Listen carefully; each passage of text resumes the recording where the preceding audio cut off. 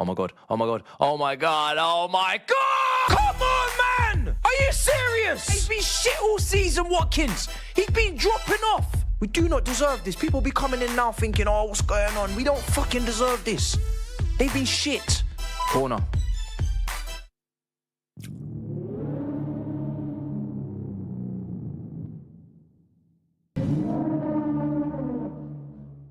I'm salivating. Perfect. I'm absolutely salivating. There's no way this is happening. Excuse me! Excuse me! Excuse me! This is what they do to me. They send me to another realm, to another planet, another ecosystem. Oh boy. I wish I could spare you this. This is gonna break your little heart. Look up there. At what? See for yourself.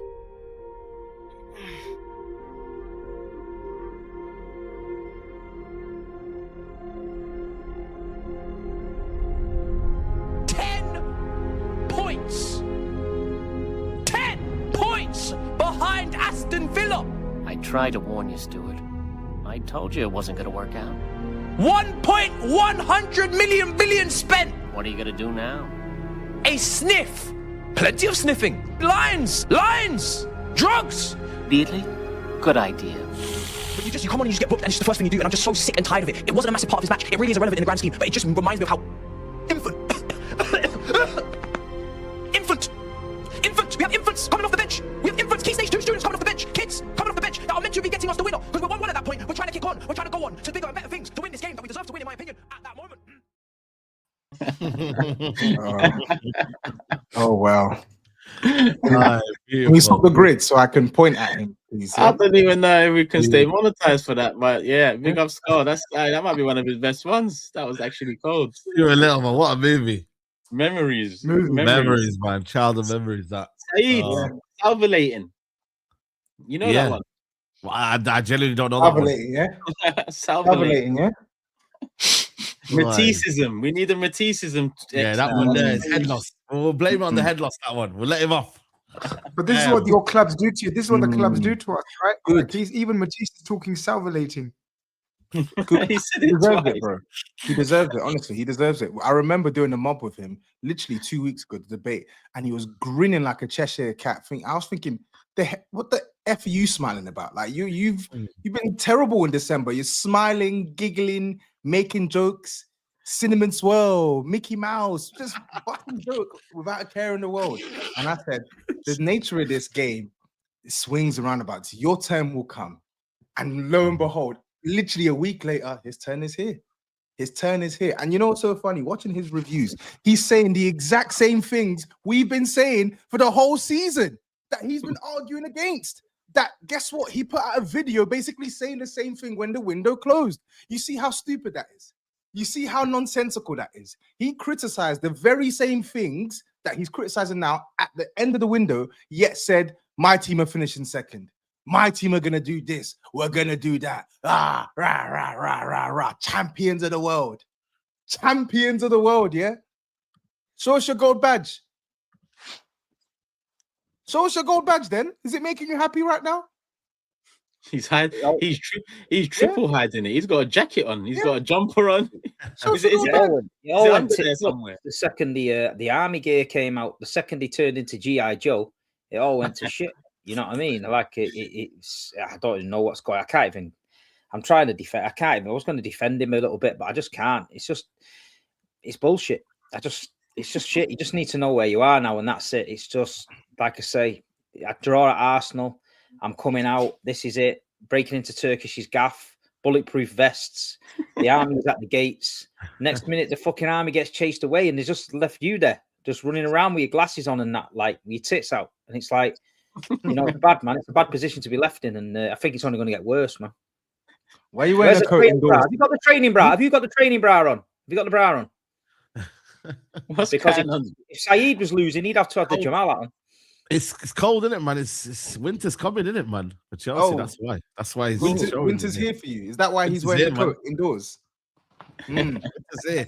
It's gonna get cold in these streets. Yeah. Meow. Meow. Aye. 45 million, you know. That man, Chelsea man, tried to justify that sign. I said, yo, he's dead food, man. Garnacho. You know what I mean? Ali Hindrance, they call him now. Have you heard the new word? Ali Hindrance.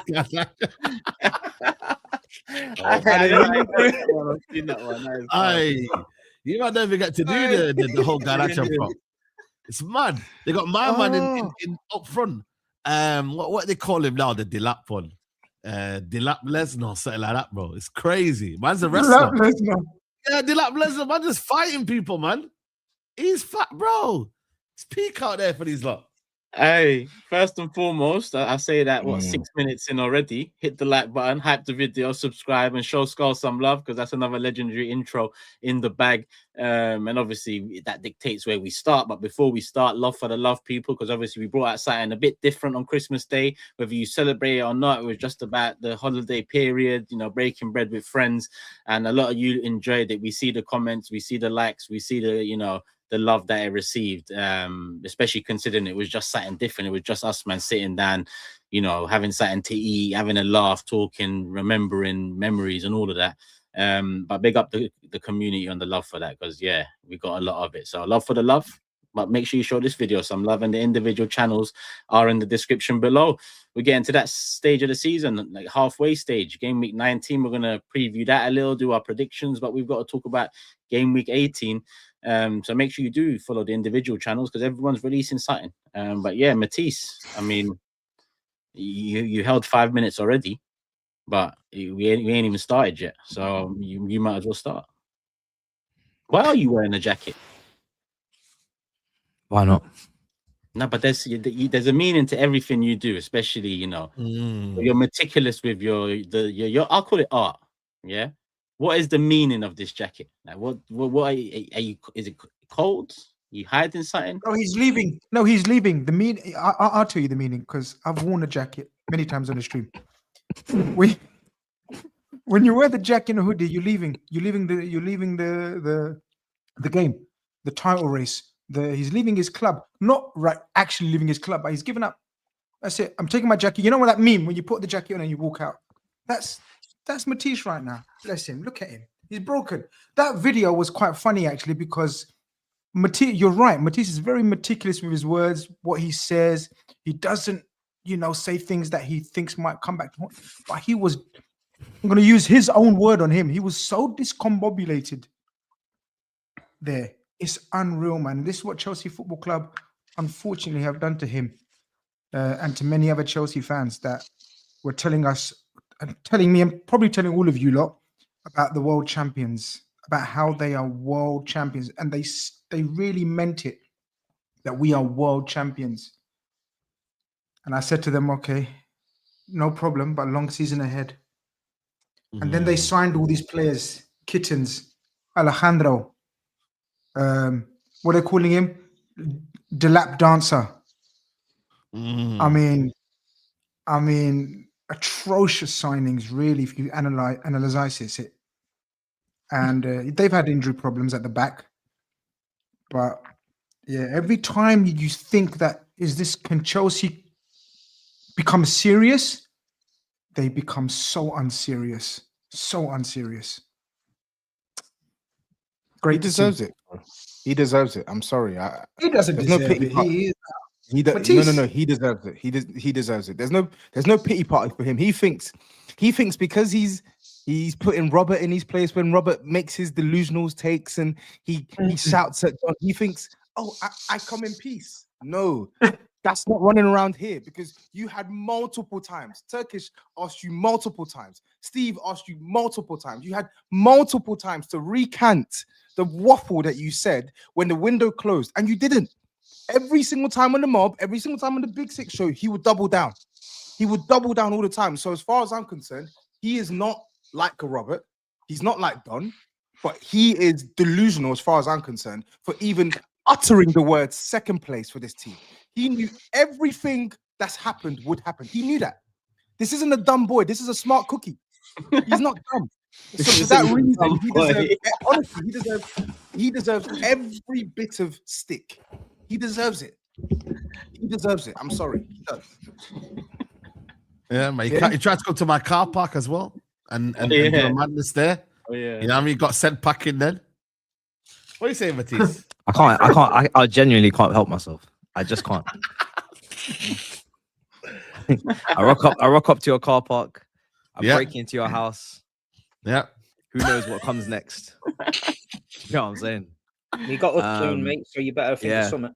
Yeah, absolutely. Absolutely. I'm just ashamed, just embarrassed. This club, I don't know what's going on right now. This is further than I thought we'd fall. I knew that in the Christmas period it would get rocky and we'd have our little moments and whatnot. But to be sitting 10 points behind Aston Villa is just, it's a genuine disgrace. It's a genuine disgrace. I'm seething. I'm actually seething. 10 points behind Aston Villa. 10. Like I said in Scholes' intro. Villa been on a crazy run, man. It's incredible. It's Unbelievable. absolutely incredible. And now we're subjected to, I don't know what's going to happen in this window. I don't really care. I already know they've got, 15, 16-year-old Venezuelans in their back pocket that they could bring out in this window. But I don't really give a shit about that. That'll probably come back to bite me in 2029 when they turn into superstars and people will be like, you doubted the kid. But right now, once again, for the third year on the trot, what do we need? What do we need? We need quality. We need quality, consistency, and we don't have it once again. And well, it all. I mean, the game was a game of two halves. If we're talking about the game, we should have had that game to bed in the first half. We should have been 2-0 up in the first half. And I keep saying to people, this attack. Everybody talks about the defenders and the centre backs, and rightly so at times. But I think we're second or joint second for clean sheets in this league, next to Man City, 8, and 1 behind Arsenal, who are on 9. And that's with the red cards, and that's with the chopping and changing. That's with the injuries to Colwell and to Fofana. But one thing that people continue to underestimate how bad the attack is, because that's where the money actually got spent. We revamped the attack. We revamped it. We sold Christopher Nkunku. Mudryk is suspended. Sterling's in the bomb squad. Felix was sold. Jackson's been loaned out. Madueke's been sold. Sancho's been let go. You literally can't replace more attackers than we replaced. We literally replaced every single attacker. All of them. Bar Cole Palmer. Buonanote's coming. Esteval's coming. Gittins is coming. Delap's coming. João Pedro's coming. Gittins is coming. And we have nothing but inconsistencies once again. We got players that are not even equaling the contributions of their previous players. Jackson was a hell of a lot better than Delap has been this season. Of course, he's been injured. But in this game, again, he comes on, he gets the yellow card. It's very irrelevant, but it just pissed me off. That was the point where I was genuinely ready to break my camera lens. When he got booked within 80 seconds of coming on, 90 seconds within the game coming on. It's the lack of maturity. It's the mindset that he has is to come on and be Brock Lesnar, like SAEED said. He's not got no interest in actually putting on the finishing touch or providing a meaningful contribution with his technical level. He just wants to come on and fight people. He thinks this is rugby. He thinks this is WWE. He thinks this is MMA. You know what I'm saying? So this is what he is at the moment for us. A liability, a net negative. I can't stand him already, if I'm being completely honest. I genuinely cannot stand. What he's done since he's come in is infuriating. Absolutely infuriating. I remember we was discussing it on this show and everybody's telling me great value for money. And 30 million, it should be a snip. But as soon as they gave him that number 9 shirt, I physically wanted to heave. Yeah? Because that is not a starting level striker for this football club. He should be at Everton playing with Dewsbury Hall under David Moyes, learning his trade at Dickinson Stadium. That is where he should be. The Hill Dickinson Stadium. By the riverfront. Yeah? That's what he should be doing. And instead, he's at my football club, doing up fake Diego Costa aggression. Garnacho, I don't even need to speak. I actually was impressed with Garnacho in this game. for the standard that I expect from him, I actually thought he was better than that. He created chances. People will say, oh, but he wasn't perfect. No shit, Sherlock. He's Garnacho. What do you expect? This was actually good for him. By his standard, I'm happy. He created chances for Enzo, created for chances for João Pedro, ran at his man, couple cutbacks, couple good crosses. This was good. Don't know what people are complaining about. Man, I'm calling him a hindrance. This was a help. This was as good as it gets. I don't know what people are moaning about. It's like, this is the player we've bought. We saw the finishing against Everton. We've seen the finishing in previous games. So I wasn't even bothered. Neto is another one. Start of the season, I'm asking for, can you overachieve? Can you overperform? Can you put up serious numbers? He's been putting up some GA, but his general play is an eyesore. I'm already legally blind, and he's making me question whether I need to go back to the opticians again. Some of the passes that he's not seeing in front of him is scary. It's worrying for someone that's been in the Premier League as long as he's been. So we should have been out of sight. But these guys threw away opportunities. Palmer was not good enough in this game either. João Pedro, still not a presence. I know he scored, but it basically just hit him. He didn't know nothing about it. Scored. I don't know if, he scored, but he's a false nine, and we got false nines, and then we're not playing with the wingers. This is on the manager, but we got a false nine, and the wingers don't come inside, or they don't get close enough to the goal often enough. In this game, they actually had chances. It's just, I don't know what's going on with this football club. I don't know. We don't even know what we're trying to build from an attacking perspective. We get these counter-attacking wingers that play better in transition. We get false nine. We get people that want to cross in the air. There's no presence in the box. We're all over the shop from that standpoint. But yeah, Villa just come back and just slapped us, man. Slapped us silly. And Ollie Watkins, who I've been cussing this season, thinking, yeah, this guy's not onto nothing. He's only got 3 goals this season. What harm can he possibly do? What does he do? He goes and bangs in 2.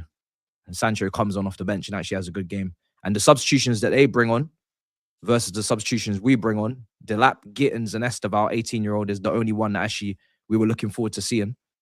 That's a damn right disgrace in itself. We didn't even have that many injuries coming into this game. We don't have any excuses. We don't have players at AFCON. We got a couple players out, but most of the team, 90% of the team's there. And we looked to the bench, and that is what we genuinely had to offer. Not because of an injury crisis, not because we was missing this, missing that. Delap, Gittins, and Esteval is genuinely what we had to offer. Wait. What do you mean that's all we had to offer? Because I remember you slating, trying to cook Kudus, and then in the same breath tell me Esteval is X, Y, Z, Esteval is this, that, and the third. What do you mean that's all we have to bring on? What do you mean by that? The fact that you're comparing a... Yeah, the fact that you're about to... No. There you go. I'm not comparing. You made a statement about your boy. I was trolling. You told us he should be starting games. You told us he's special. He's this, he's that. He is a special kid. He's not going to be. He's not be consistent. He's not going to be consistent. Brother, he's not going to be consistent. But when he was slapping your Mal's head, according to your fans, did I compare him to your Mal? No, don't do that. Don't do that. Yeah? Did I compare him to your Mal? I said when he was slapping your Mal's head, according to your fans. I didn't say you. I don't give a shit. According to your fans. That's nice. That's nice. He has to start. He has to do this. He has to do that. We have to play him. This is that. And you know what? He's actually just come off an injury, so you can get that context and hold that as well. That's fine. He's just come off an injury. My point is, since that game, I've heard nothing. That's because he's inconsistent and he's 18 years old. I'm not really trying to put him in the... I don't think he should really be... Okay. I don't think he really... The same Kudus that you were going to Aquaba in your video, doing up a madness and scaring Steve, you don't be now comparing to an 18-year-old Brazilian and trying to say, Esteval and Kudus, they should be sitting at the same table. Your player's meant to be consistent. Your player's been in the Premier League for like 3 years. Your player's like 25 years of age. So just relax. I'm sorry, I'm not going to relax. Why are you doing all that? If you insinuate that player A is better than player B, what am I going to do? Brother, if I want to trigger you, answer my question. If you insinuate that player A is better than player B, what am I going to do? It worked. The trigger was pulled. It worked. Okay, talk to me about the fact that you're running out. The fact that out of everything I've said, of all that long monologue, that's what you take issue with. No. That's not. No, I speak volumes about you as a person. You're finished. I don't give a shit. I don't. The fact that that's what you want to. You know what? You ain't got nothing better than that. Surely you got something better than that. I don't give a. Honestly, I don't give a shit. Everything. I don't give a shit what you think about it, because when I go low, you go lower. So I don't care what you think. Whatever you think of me, you've gone lower. So I don't care. I don't care. Anyone can get it because you say a lot of things. When you want to get under my skin, under mob, you say a lot of things. So I'm pulling you up. I'm pulling you to account on the things you said. João Pedro, you gassed him up in the summer. First you told us he could score goals for Chelsea up top. Then you told us he's not a 9. He needs to be played behind the striker. Then he gets played behind the striker and he still stinks. And credit to you, you've been telling us he's been stinking the last couple of weeks. When we spoke in the summer about João Pedro, we were talking about the signing, and in my mind, I'm thinking, I don't really get the signing. It's marginal upgrade for Chelsea. Everything you've said, it shouldn't be a surprise. It shouldn't be a surprise that João Pedro is scoring goals. It shouldn't be a surprise that Gittins is struggling. It shouldn't be a surprise that you get the same outcome from Neto and Garnacho. Of course, Neto with more GA. The only thing that's been a surprise from what you said is the lap. I didn't expect the lap to be this crap. The lights and the shirts is heavy. I didn't expect him to be this bad. But everything else, where's the surprise? I'm not surprised. Can I ask SAEED? I'm more surprised with João. Yeah. Can I ask SAEED about, because I agree with Matisse a little bit about Esteval, his kid, and he's the least of the headaches and the issues and the problems. You know, he's got a long game, long season, long career ahead of him. But SAEED, I seen some TikTok videos and Instagram by your majestic self about Enzo Fernandez. Would you like to? I think that's a real conversation, man. I think that's a real conversation. Like, I think that's a real conversation. Enzo, 106 million, and I don't really see us having a conversation about him enough. And the key word is enough, because like we can have a conversation here and there, but we need to have like serious conversation. Because listen, Esteval's a young kid. I'm not going to crash on him. You know what I mean? I do think it can be crashed on because he's bought for big money. But you see this Enzo Fernandez here, and I hate to be that guy, but if it was my club, you know what I mean, there would be weekly monologues. Why isn't Enzo Fernandez performing? Why isn't Enzo Fernandez doing what he should be doing? And I don't see it. And he just walks around. He acts busy, acts a bit passionate when he needs to, puts in a little tackle. You know what I mean? Little badge there. Shows he's very good at doing that. I've seen him. He's very, but in terms of key pass, being a midfielder that can do a lot, because I'm seeing Caicedo do something, but I'm like, what's he doing now? Is he just acting busy? And I'm like, I just have to put it out there. And surprisingly enough, a lot of Chelsea fans agree with me. They were like, you know what, man? He doesn't do enough. He doesn't impact games. He doesn't do what we like. You know, you've seen Kamara, Onana came on and done more in the game, and he's a DM, by the way.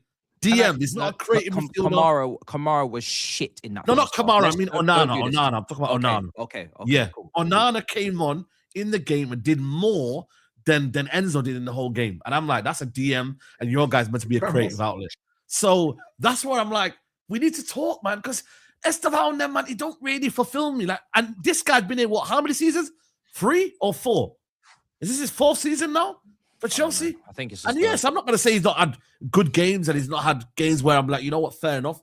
But I just feel like for me right now, there should be an expectancy from Enzo Fernandez to be turning up for Chelsea. I'm sorry, like we do with other players from other clubs. I know that player will perform or that player will perform. You're not a guy that's just come in to the new project and we're not expecting anything from you. You're a guy that's a seasoned pro now. You're what, 24, 25, I believe, around there? It's not a youngster anymore. So I just think there needs to be more from him, more demand from Enzo Fernandez.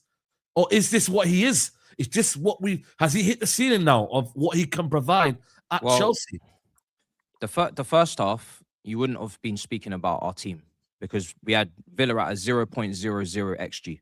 So the only people that are at fault for the first half is the attackers because we should be 3-0 up, 2-0 up, right? So we're analysing a bad second half from Enzo Fernandez and the whole team, in fact. Just a pure, utter capitulation from back to front, the team in the second half.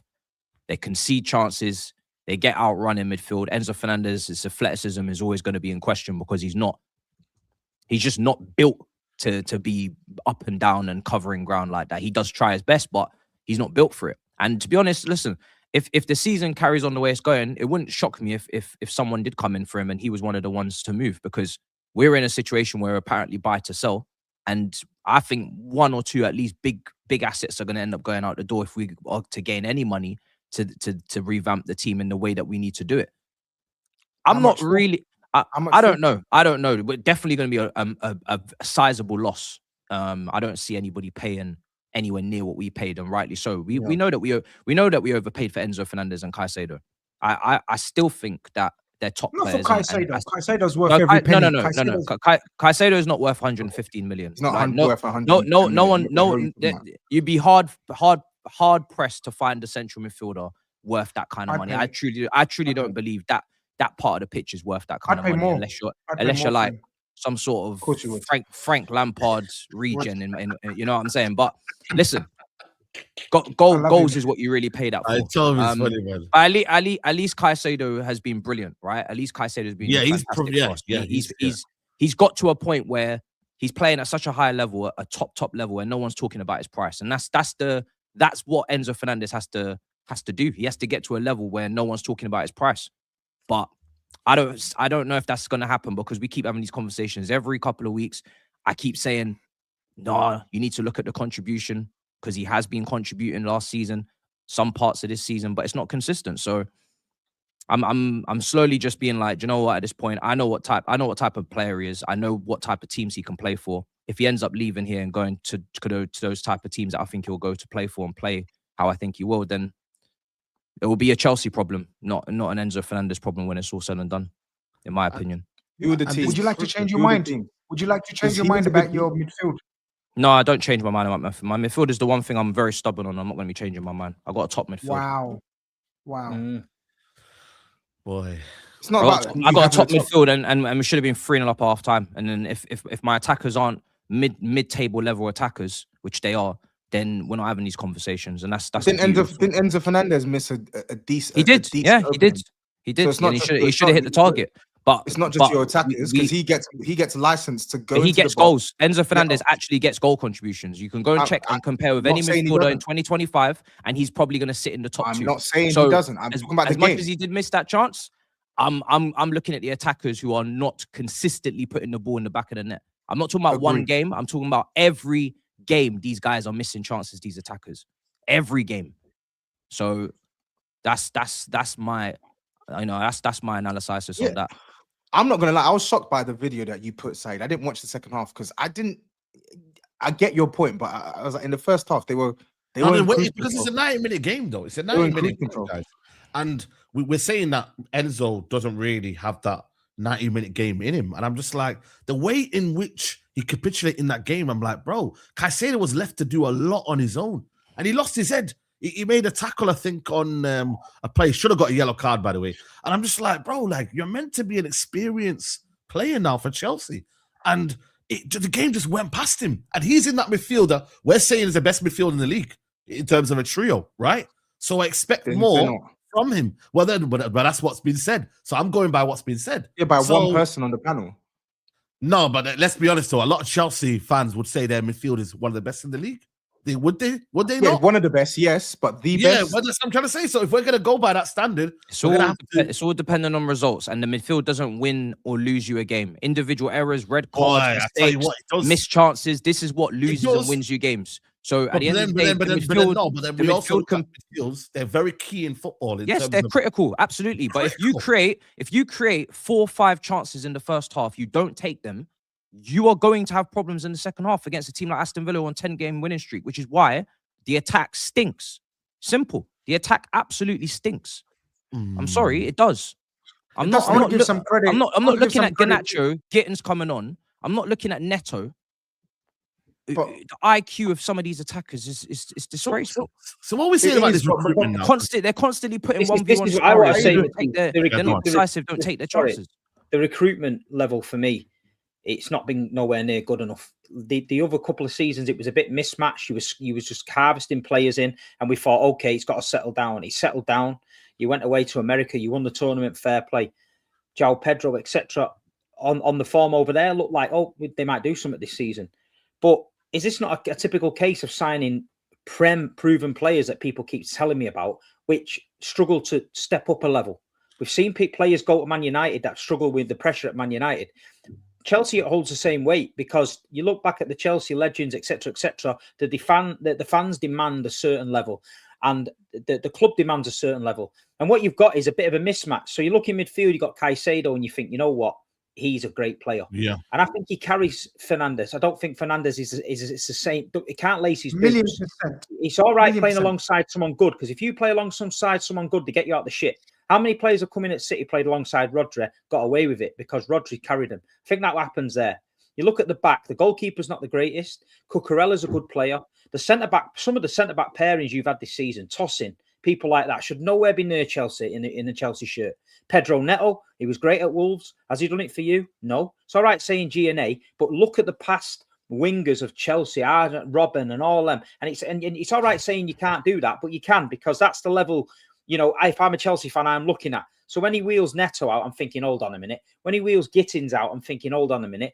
And if you're going for a title, you can't bring these players in that he's worked with at Man City under 21s, or Delap's had a good season at Ipswich in the Prem, so he's going to come to Chelsea, get the number 9 and hit the ground running. It's not worked. And it's not a case of 1 or 2 signings haven't worked.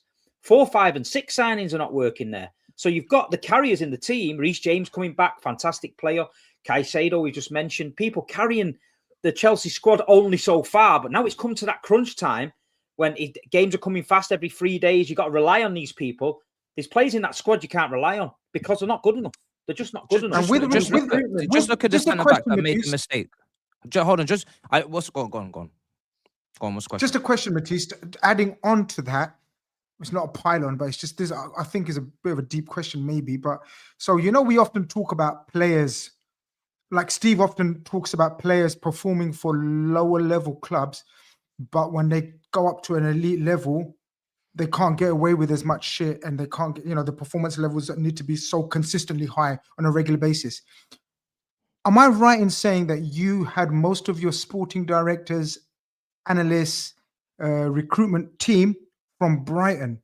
Yes, was that Brighton, the case? Monaco, and is there a case of saying same logic applies to these people, because they were recruiting for Brighton? Listen, they were recruiting for Brighton, where if they find one gem, job done for the coach.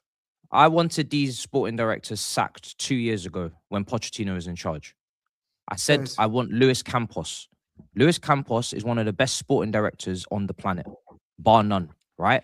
That is an elite level, world-class sporting director. I've wanted him for years. He just got sporting director of the year again at PSG, right? They've just won 6 trophies in a season or whatever it is. The guy's elite. He's built teams back to front 3 times over. Lille, Monaco, PSG. Chelsea's defense, when you look at it, Fofana was signed, Todd Bowie. Cucurella was signed, Todd Bowie. Cobham, James, Chalobah, Acheampong, Colwell. Now name the rest. Who signed them? Badiashile, Desassi. Shit. Badiashile mistake against Villa. These are the players we're going to be selling. That's the sporting directors. Go to the attack. Two attacks. Not 1, 2. Madueke, Mudryk, and now Gittins, Garnacho, etc., etc. Sporting directors. The only top player that's been signed is Palmer and the 2 youngsters that I really rate highly, which is Esteval and Santos. Apart from that, it's £100 million midfielders, and it's flops. That is what it bodes down to. We're relying upon the top players that have been here for quite a long time, and the rest of it has just been revolving door signings from 2 years ago to a year ago to last summer. They're just revolving door players. None of these players that have come in recently have improved the team. None of these players have improved the starting 11 drastically. Maybe marginally, like TOBS said. I agree with the João Pedro one. I'm very disappointed in him. I'm not shocked by Delap. Said it when he came in. I'm not surprised, because he's come from an Ipswich system, which is chaos, which is transitional, which is direct, and he's going to play against low blocks, and he's going to play a slower, methodical, more way of playing. It just doesn't. You're not going to just click like that and sync up. I hear that, but he's been utterly useless. Oh, he's been awful. He's been worse than I imagined. Yeah. Absolutely, but it doesn't shock me. I'm not going to lie, because I do think it was a jump too much. But yeah, this is what we're on to. Do you know what I mean? This is what we've been on to. So I'll tell you something, Saeed. If I was you, if Scruffy Jim, needs to get Alex Ferguson, Eric Cantona, Paul Scholes, Ryan Giggs in a fucking Uber to Cole Palmer's house with a Man United shirt with his number on the back, with his name, and this? say, "Listen, mate, just leave this here, just put it in the cupboard, and just in the summer, we'll give you a call and see how you feel about this." What is the way it's going what is over your there? obsession with this? Minute, what is your Steve? What is your obsession with this transfer? I don't give a shit. Manchester United are shit. Manchester United are shit. And you just constantly always trying to bring this into the. There's been no links. There's been no fucking talk. Don't need any links, man. No ITK from Grizz. Every single time, Chelsea for a bad patch. Here comes Steve again, wheeling out the Cole Palmer to Manchester United propaganda. He's meant to be a Man City fan. He's meant to hate Man United. But he's not a Man City fan. He's not a Man City fan. I'm talking about Steve. He keeps propaganda in one of the best. No, but is that you're the truth? Sometimes the truth. No, it's not the truth. It's not the truth. It's delusional. It's absolutely delusional. You are a crazy bite. You've been shit since 2013. Toba, 2 decades of being the reaction, and you're still trying to the reaction is of a very worried man. Yeah. He's a very worried man. He is worried. I'm not worried. I'm just tired of listening to it. Come up with some new material. About that. It's boring. The same way you never thought that Garnacho would be in a Chelsea shirt. Oh my same way you never know with Cole Palmer. Just saying. Garnacho is easier to read because he's actually not good. You know what I mean? Bro, but did you ever thought that Garnacho would be at your football club? Brother, the day you sign Cole Palmer is the day I rip this fucking screen off this computer. I'm telling you now. I'll tell you that. It's not happening. There in London, Alex and Canton. 2028, man, we'll be there. It could happen. It's not going to happen. Soon come, man. But you know, United get cooked for about our recruitment. But we need to cook Chelsea for their recruitment, you know. United get labelled buying all these dead signings, but Chelsea are on that road right now, guys, man. They're buying all these that goods. road. They are okay. Let's say they're on the road. They're cruising, bro. It's not about on the road. It's not about on the road. And when I mention it, man, tell me, "Oh, you're doing too much. Oh, I remember in the summer when I said Garnacho is shit. He's shit. He's not good enough. You see the video of him trying to get past the one of the trainers, and then the trainer guy just got the ball off him and that.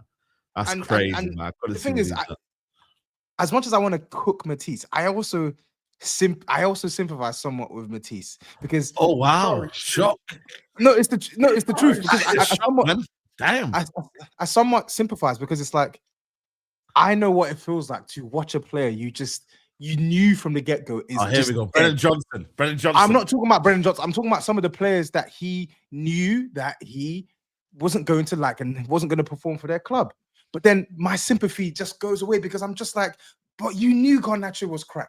You knew Gittins was never going to come in and hit the ground running.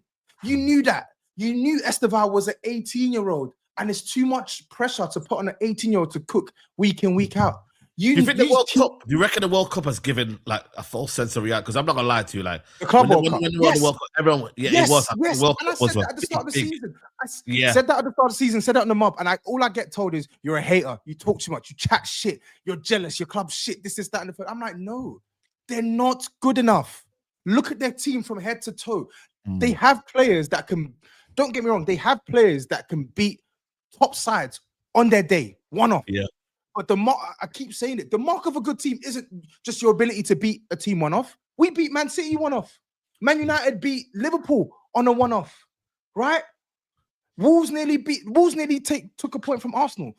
The true measure of a team's quality is them being able to consistently win.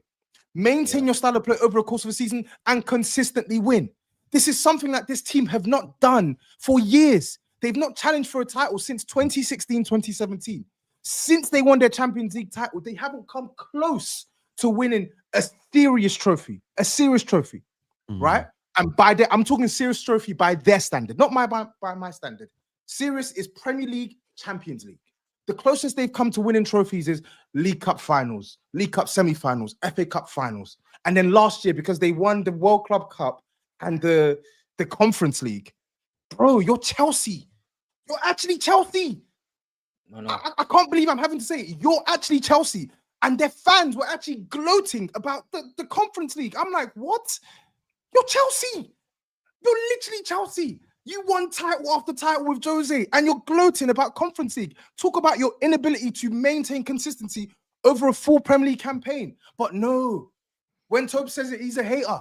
He's a hater. He's this, he's that. All right, cool, no problem. Lo and behold, December, just like last season, it all crashes and burns because the team, they're not built to win. So every summer, go spend your 60 million on 20-year-old, 21-year-old. That's going to get you 0.0.0.00005 inches closer to the title. Cool. Happy days. Have your story, have your party. But then it's going to be the same story at the end of the season. Only this different. The difference now is now you're in the Champions League. So you're not going to have your Conference League at the end of the season to bail you out. Now you actually have to beat top opposition, which you can do on a one-off. But can you do it again and again and again and again and win that Champions League? Remains to be seen. Can you win the Premier League title? Not a chance. Not a chance. When do you reckon they'll next win it? Do you reckon? Not a chance. Give me a time period where do you think Chelsea will win next to title? The title, yeah, bro. With these directors, they're not winning. They're not winning the Premier League title. I'm sorry, they're not. Wow. The policy, they're not. I'm confident. I'll go out on a limb and say, with the way they run their club, they're not going to win a title because they're not going to sign the players that a Man City or an Arsenal or a Liverpool are going to sign to make the difference. They're not going to do it. They don't like signing 25-year-olds. They don't like spending 100 and something. They're not going to sign the players that can get them closer to the title. They could have signed Osimhen this summer. They didn't do it. They could have signed Turkey. They could have signed so many other players. They had the money, the capital to go and do it. They didn't do it because that's their policy. So until that policy goes away, they're not winning any Premier League title. No, not a chance. Not a chance. I'm sorry. No chance. Don't care about Quenda and Esteval and all these amazing talents that may be world-class players in 5-6 years' time. To win the Premier League, you need a world-class, close to world-class team. They don't have that. This is probably the most facts TOBS has spoken in 5 years, man. I can't lie. He went in. He went in, man. No, real talk, man. When I talk, they tell me I'm hating. I said everything I said. I said it in the summer. I said it in the summer. It's there in black and white. I said, you're not winning no Premier League title. You're not going to get anywhere close. You're not good enough. Well, thanks. I can't lie. I don't know if we did say anymore. Like, he said everything. No. Okay, thanks. Yeah, thanks. Yeah. Yeah. I mean, Matisse. So I'm done. Okay. I don't know what to say. Wow. I mean, we get what we deserve at the end of the day. We're 10 points behind Villa. There's nothing to defend. Let's look at the super chats. The rude gentleman says, bra wearing double D Matisse, aka Hakuna Matiti, and his Bonnie Blue brother, Akon the Don Key. Hold that. Slapped by Wasteman Watkins. Bottle job bums. Well. All right, cool. Let me see. Turkish man pulled up to your gaff screaming war. Now he's 13 points behind. All love, Matisse, but you're slipping. Starting to sound like SAEED. How can SAEED catch a stray? We were Mud Brothers in it a couple of years ago, so I take it, man. What's changed? A couple of years. I mean, that was recent, no?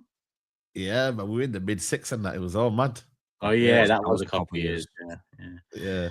JJ says, Matisse and the supercalifragilisticexpialidocious vocab. Every time I need a laugh, I watch him and SAEED hate-alongs for Liverpool's first 2 games. Love for the love.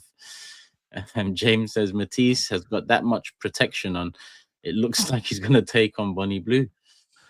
Crazy. That AI photo is crazy. Did you see that? What was it? Some of it is red, and then he's got the Arsenal shirt in the back. Hanging up on his door. London is red. He's got a sign saying London is red. London is red. Crazy. TMB says Matisse and his Gremlin army have now learnt there are no winners in any war. Now they have lost their home. Up the Bonnie Blues.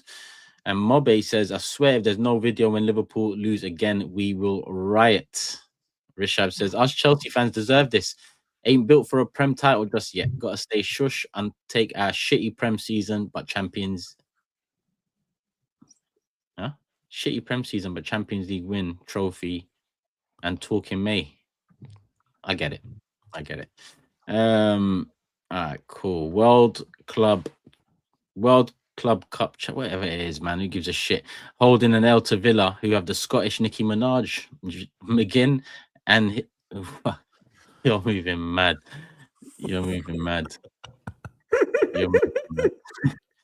I only read these out if it's funny and about Toby, to be honest with you. So yeah, these ones are mad. Holiday season. Mobe again says, well, Matisse, there you go. Stop the humbling shit. Give it back to these man. You're calm. They cuss you. Now what? I don't know what's going on there. I don't even know what he's No, you can't do that, man. If people are speaking facts here, you just gotta take it. Hold the L. That's it. Hold the L, that's it, man. DP says those Delap Kane comparisons are pretty accurate, to be fair. Of course, I don't mean Harry Kane, but Kane, the big red machine. And even that's a disrespect to the big red machine. Cool. Mobe again says these sporting directors are definitely on the kickback with these signings. And the Lion says, Matisse, is it safe to say Sanchez is the best goalkeeper in the Premier League and on his day the best in the world? Is this sarcastic or is there history to that? Come on, man. I think that's when he said the midfield on their day is the best in the world. Yeah. I think it's on that. Martin said, nah, the lap dancer is one of the best slander names in a while. Also, Watkins popped all over. Well. Yo, man. Yeah. Everyone's got Matisse curse now? Because everyone says I'm the curse when is this the start of Matisse's curse arc? No, not on your level. Not on your level. No, I've said, is it the start? Is it the start? Yes. Okay. We'll find out, man. Moriel says, when are we going to talk about Palmer? 2 league goals from open play in 2025 across 30 games played. How could be this? I don't think it's 2. It's definitely more than. It's definitely more than 2, but it's not low. It can't be more than 5 or 6. I genuinely don't care. I don't know. If the can someone confirm? How could be this? I don't know this. I don't know if the statistic is real, and I genuinely don't care. Do you not remember? He defrosted the second half of last season. No, I'm being dead serious. He wasn't playing well.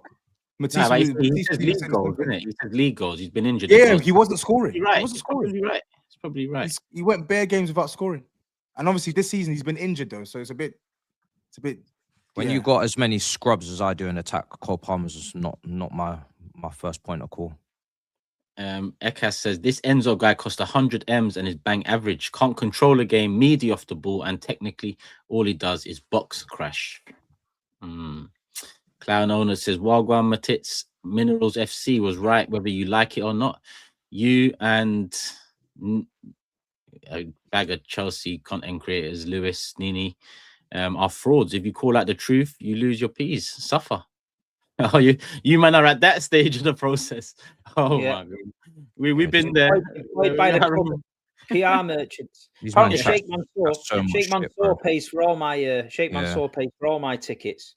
He has done since 1989, and every year when I go to Dubai, it's fully paid for. I'm going next week, by the way, so I'm looking forward to seeing him shake his hand and get that paycheck. You know what I mean? Club PR men, that's what we are. Club PR men. It's all mad. The Premier League actually owns this show. If you know, you know. No, I'm joking, people. Zeku says the Blue Coast system might work in 10 years, Matisse. Be ready to be patient. They thought they were levels above United. This club is Profits FC.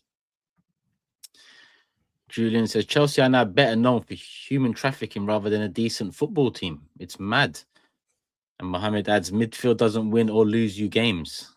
And that's, I think, a quote from Matisse. I think so. 2-3 shows ago, Matisse, I'm sure you said Enzo is only going to the elite European teams if he leaves Chelsea, specifically Hala Madrid or Bayern. Love for the love. You didn't even ask me. I guess we'll just have to see what happens, won't we? Shadow Samurai says all that gas from Matisse only to be level on points with United with less goals scored. Matisse talking about title races with Nacho, Pedro, and Delap. Yeesh. SAS says best midfield in the world. Remember, Fin Kicker, Ambulance Man, and that Argentine flop. Flipping hell. Wow, that's a bit strong, man. I don't know about his personal situation and what happened there, but yeah, we'll leave that bit out. Measy says if Rice were named Dequino Arroz or Didier Richard, comparing him to Caicedo would be seen as laughable. He's by far the most complete, impactful CM. Matisse, talk about Liam the lap dance. Baby Kane, maybe the wrestler, not the baller. And Martin adds, score within 45 or your midfield will be overran. That's hardly the attacker's fault. Chelsea are nobody's main rivals, so only their base cares. And Amar adds, Tobes and SAEED, can you please explain to Matisse that he is no better than you and that he is in a battle for top 4? After Chelsea's 1-1 win versus Arsenal, he seems to think his club is better than yours. Holds. I mean, Chelsea are better than Spurs, but I told Matisse already, and I'll keep telling him he is in the battle for top 4. Chelsea are in the battle for top 4. So I've been saying that all season. Man United, who got knocked out to Grimsby and in the second round of the Carabao Cup and got 1 game a week, are now suddenly compared to a team that are in all competitions, fighting on all fronts. This is something. This is what you call reactionary at its finest. So just keep talking like this. Better than United. Keep talking like this because it's brilliant. We'll see now. Okay. So do you want your manager out or not, Saeed? If it's all no, I'm just saying like it's laughable that your fan base is like you're clear of us. Like I'm saying, right, we don't want to chat to you, man. I'm sorry, we refuse. We refuse. But the thing is, though, you know what it is, though. You can claim you want to be with the man, them Matisse, Turkish and Steve, but you know what I mean. You're gonna be rolling with me and. Oh, man, that's it. It's all good, man. Yo, Matisse, he kept saying, "Oh, good, bro." Saeed, what was it? He kept saying, "I don't want to speak about the top 4 race, brother." Yeah, open your eyes. You know that reality, meme? man. You know that meme where the guy opens the eyelids. We're struggling together, bro. No one needs to do that to him, bro. Man, you two, man, move from me, man. You two need to move from me. Yeah, bro. Destiny. Move from me, man. Destiny. You know the song. Move from me, man, please. Oh yeah, last one here. This one's from Gerald saying, Steve, the City fan, speaking more sense than some Chelsea fans who are laying all the blame at Maresca, then targeting those 2 Muppets upstairs. Or over targeting those 2 Muppets upstairs. On that note, I think that is the last one on Chelsea. So what we'll do quickly, just get Chelsea Bournemouth predictions in. Actually, on the predictions, we've got obviously an update. Like, hype, subscribe, people. There's 6.5k in the building, so let's get to 2,000 likes. Why not? And obviously, individual channels show it some love, and Thuggery too, because 2026, he's actually got some big plans for his channel. So make sure you go over there, subscribe, and put your notification bell on. This is how the table looked after game week 17. I know Steve had a couple correct scores. Tobes had a correct score, but that doesn't matter because Matisse played his lone soldier. First. And that's the update. Nice one, Matisse. If you want to see the update again. Yeah, Matisse, nice one for that, man. Appreciate it. So for audio listeners, Steve got 2 correct scores as well. Steve got 8 points. See, so he missed out on 8 points. That would have closed the gap on SAEED. And my God. Yo, Matisse, man. I got points as well. I've been checked 2 weeks in the trot. How many points did I get, Turkish? You got on the piss and what? Christmas, been on the piss. What's he gained by that? What's he gained by playing that there? Bro, I know. Bro, how many points did he even get? Bro. All I want is for GRIZZ to look at Tobes and Tobes to look at GRIZZ. Like that's it. Don't look at me. Don't look at me. Catch you, bro. You two scrap amongst each other. It gives you a little cushion, Matisse. It gives you a little nice little, you know what I mean? Saeed, don't worry, man. It's all about just getting away from them two, man. I'm telling you. Yo, man. I told you we're brothers, Matisse, man. You just said before, leave me alone. Now you help me. You know, so sweet. When I turn this around, it's gonna be so sweet. It's gonna be so sweet. I'm not gonna lie. Yeah. As someone who's used all the chips, they're overrated still. I can't lie. So just I'm not talking about the chips. I'm talking about my predictions. I backed myself to get myself back in the game. I don't need the chips. You have 9 correct scores, to be fair. So yeah. So boy, think how many correct scores I would have had if people could keep taking the fucking points. Yeah. I had a few other weeks when I done another one, and I think I got 2 that game week and all. Yeah, I think that was when Matisse did it. I think. All right, so just for the Saeed, audio, man, I'd have been on your neck, man. I'd have been on your neck by 2 points. Pause, but yeah. But to be honest, actually, nah. Actually, for audio listeners, Saeed's still top. I'm second. Steve's third. Matisse is fourth. Grizz is fifth. Tobes is sixth. But Matisse is now officially the first player to play all his chips. He got 3 points this week playing Lone Soldier. So that's how the table stands. That is not. Why did you say that? That is the ridiculous uses of this chip. And what is my thank you, Matisse, for that. the same way Chelsea were pulled into the same. In fact, they were always in the top 4 race. But the same way Chelsea are in the top 4, you will be pulled. Trust me, you will be pulled. Oh my God! Thank you. I thought there's gonna be some mad difference in the table. You know when Turkish. There's a whole GRIZZ Khan on this panel. You think I'm worried? This guy can't get have you seen the Dave Chappelle Turkish? You seen the Dave Chappelle skit where the Sunny D and he's like, I want that purple stuff. Purple drink, the purple stuff. You're getting pulled into this race, honestly. What is your obsession with me? What's your obsession? I'm staying silent. I'm staying silent, but I'm gonna turn violent. Saeed, yes. Prediction: Chelsea, Bournemouth. You're gonna turn violent, Uncle. No wins in 9 for Bournemouth. They're in trouble, man. But yeah, I expect Chelsea to bounce back. I'm gonna say Chelsea to win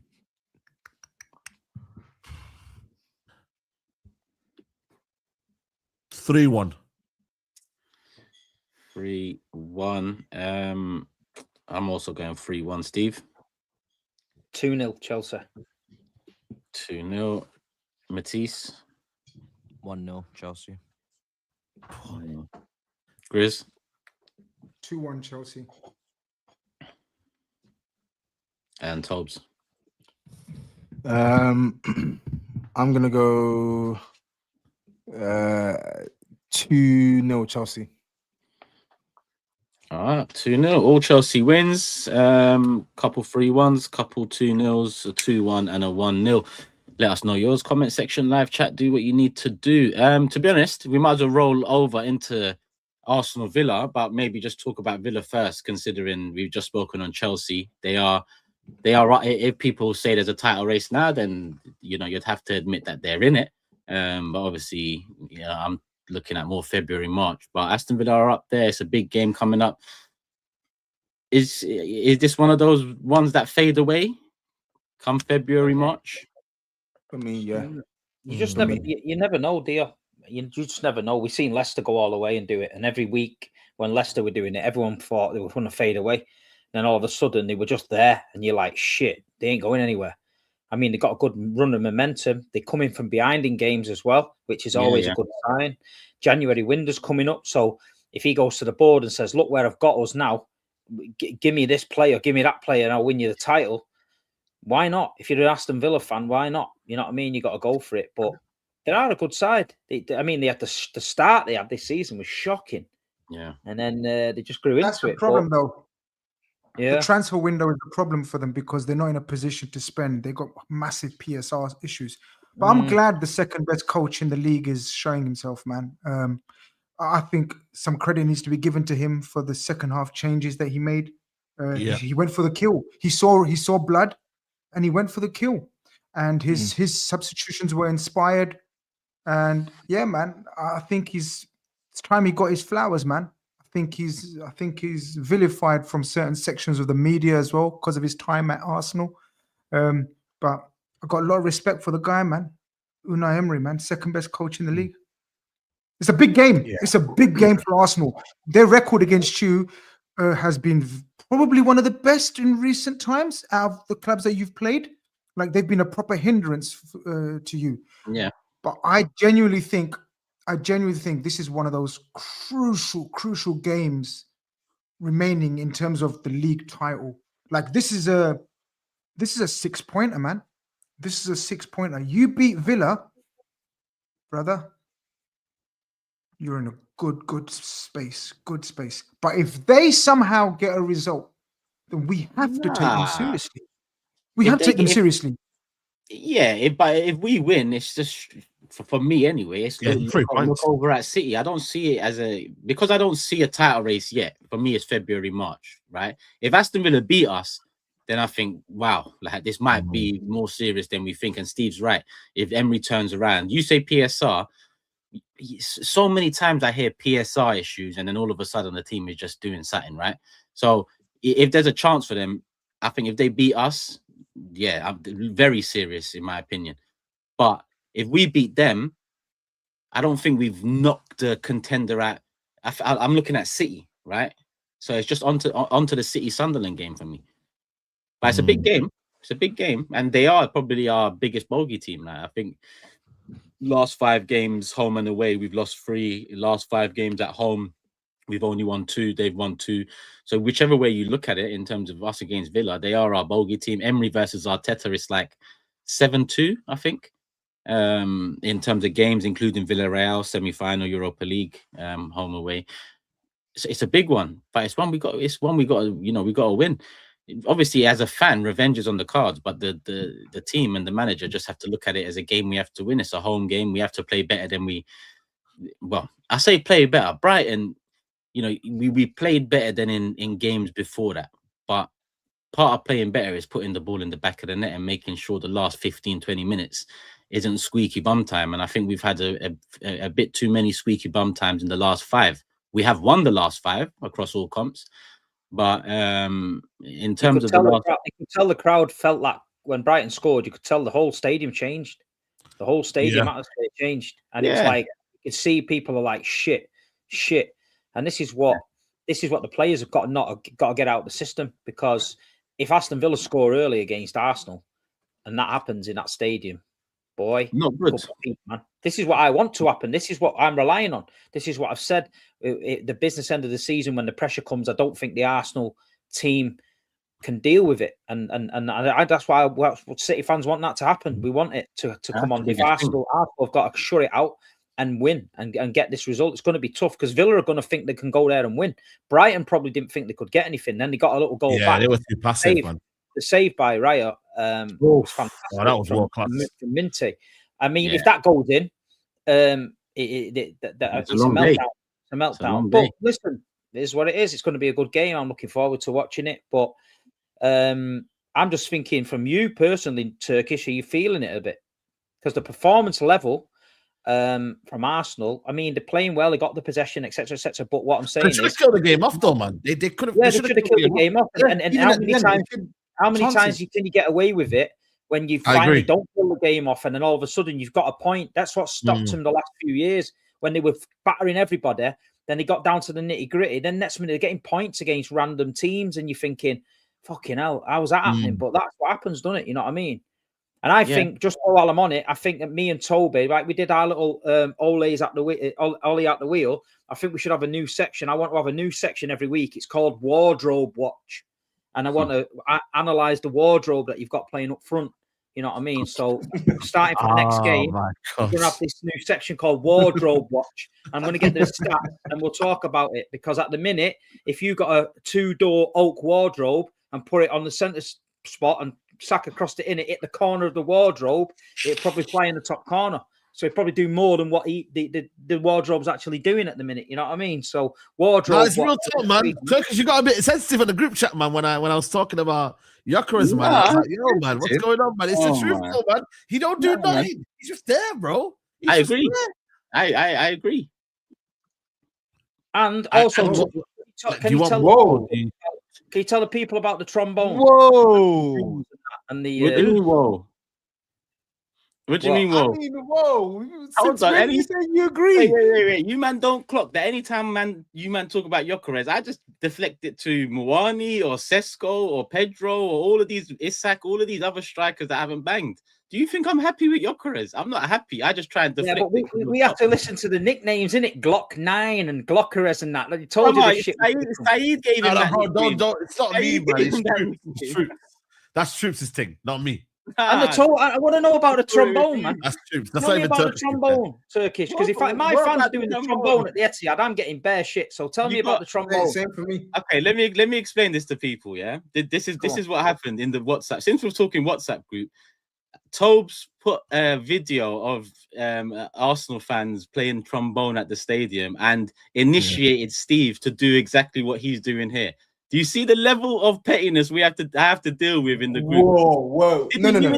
Can you? Okay, I initiate, but can you at least state what I said? Can So you state what I said? why did you say whoa like I lied? No, because you're making it out as if, oh, he's just randomly putting this link. There's no context behind it. You did randomly put it in. What are you talking about? Let me check. The same way you said Matisse is very deliberate in what he does, what he wears. I'm deliberate in my actions. My actions are see-through. Why do you think the Spurs fan has received a video of Arsenal fans playing the trombone in the ground and have sent it to the group chat? Why would I do that? Tell me. You know the answer. But why don't you deal with it yourself? What do you mean? Why are you getting Steve to like? I did. No. I sent a link and I got onto you and I said, Steve, I want you to keep the same energy because Steve was shitting on Tottenham when apparently we had a man playing the trumpet. No, dude, that's Toby. That's no. I want the same energy. That's petty. Ask him. Tell me it's petty. I want the same energy. Because Steve cooked you, because Steve cooked him for Ed Sheeran, and what he doesn't get is these men had B-Tech Ed Sheeran at a protest. Protest is wartime. You don't have these men playing violins and doing. At least these men were doing trombone at a game where we're top of the league. There's a bit of a difference there. Do you get it? Trombone your way to the Premier League. I don't care about our protest. I don't want to see Ed Sheeran B-Tech. I don't want to see that. Neither do I. I agree. I don't want to see that too. But when you don't say it, you pretend as if this is what Spurs fans want. We want guys playing brass instruments at a protest. Come off it, man. Brass instruments. It's the truth. I want Steve to keep the same energy, and he did. He did keep the same energy. He did. Toby, they got a new saying now, innit? Trombones in September, violins in May. So this waiting for now, It's all mad. But yeah, listen, man. I mean, in terms of Cash and no Kamara though. No Cash and Kamara, guys. For the game. Yeah, Cash is a big one. That is such a blow. Such a blow. Kamara's a big one as well. I think Kamara as well. I know he had a bad game, but he's normally good, man. Big Kamara. Yeah. It's a loss. It's a loss. We've got losses of our own, but Timber wasn't in the squad. Calafiori comes off in the warm-up. We've got enough losses of our own to balance that out. No wonder you wanted all the defenders, man, because you lot dropping like flies, man. No wonder you wanted 10 defenders, man. You had Declan Rice and right back. You know what's crazy? If you ask me about January now, I probably add a defender to the list. And you don't know I've had enough of the defenders. You can't do that. Oh, come on, man. That's blasphemy. What in the Simeone bus are you doing over there? You know what I'm saying? What's going on here? Give me Gahey, man. I'm taking Gahey in January. Man. You're crazy. 30 M's, man. Just throw it in. Bring him in, man. Seriously. Bro, we're going to defend our way to this title at this rate, so we might as well bring Gahey in. I'm not going to lie to you. Can you imagine if they actually added Gahey to this team? I don't mind, bro. Broski. There's no point scoring, man. This man say, yo, end this bro. Because nothing's going to happen. There's no point scoring. Yeah, but this man say, yo, listen, let's call it a truce now, and we'll take a draw. Everyone go home smiling, man. Because come on, man. No. I mean, I'm kind of worrying, though. It's worrying because Eze and Manuel could even come off the bench. I thought that was mad, None of them came off the bench. But I think we know by now. With don't get it twisted. Like, it's not a great place to be in terms of our attack. But with Arteta, we know now what he relies on. Like, I agree. We know that if a situation's tight, he's not going to try and throw on two attackers and try and get a goal on the counter. He's more going to, shore up the defensive side of things. But with Eze, he's got to make it work. Like there was in my match reaction, I said it as well. With Shirky, there was a lot of he's not Pep's type of player. Is he going to fit in? In the first few games, it doesn't look. But in the end, it's working out and he's helping them win games. And yes, he's had time on the bench to do that. But our one came from this league. Eze's come from this league, double the money. Now, obviously, there's onus on him to improve when he's playing. But I also think we've got to work it out. It's 19 games in next game. January, I'm not looking at January. We've spent enough money in the summer for me not to look at January and say, I'm going to be upset if we don't. Do you get it? Like, it's not like previous Januaries. We had a summer where we were ready as a squad to go and win this league now. So I'm not going to look at January as the excuse. But Gyökeres is far from firing. Eze is on the bench now, a few games in a row, coming off early against Crystal Palace, FA Cup. Madueke, bright in some moments, in other moments, what's going on? So we've still got these attackers that are yet to work. Do you get it? So for us to, again, I think Steve asked me how I'm feeling. Again, it's like before the last match, I said, this either goes one way, we click, our attack goes and we go and win this league, right? come February, March, I'm gassed again because we're on a roll. Or we struggle to score goals, and we've already gone through a patch where we've dropped points. Sunderland, Chelsea, 10 men. We should be beating them. Let's be real here. Aston Villa, don't think we should have lost it. A draw would have probably been okay to walk out with. But we've already had those games where if we don't win the league, we've had a little patch there. We can't have another patch. So the attack needs to start doing what I know. Gabriel's back, and the set pieces might be more, as effective as they were, a few weeks ago. But our attack, at some point, someone in that attack needs to just take it over and be the man. Yeah, but you just there you go. You got round to what I was hoping you'd say. That's it. Because you're talking about the Eze stuff. You're saying the owner should be on Arteta. Absolutely, as a coach. But Eze has lost his place in the team because when he's playing, he's not performing. He's not performing. Yeah, but you know what? But I said the onus is also on Eze. But when most your attackers are not performing, I think the problem is more than an individual. Yeah, I'm not saying the individuals are not to blame as well in moments or in phases or in parts of the game. But if most your attackers are not, I think Trossard, for what he is and what Trossard is playing well. He's playing well. I think Saka's playing the best of the rest.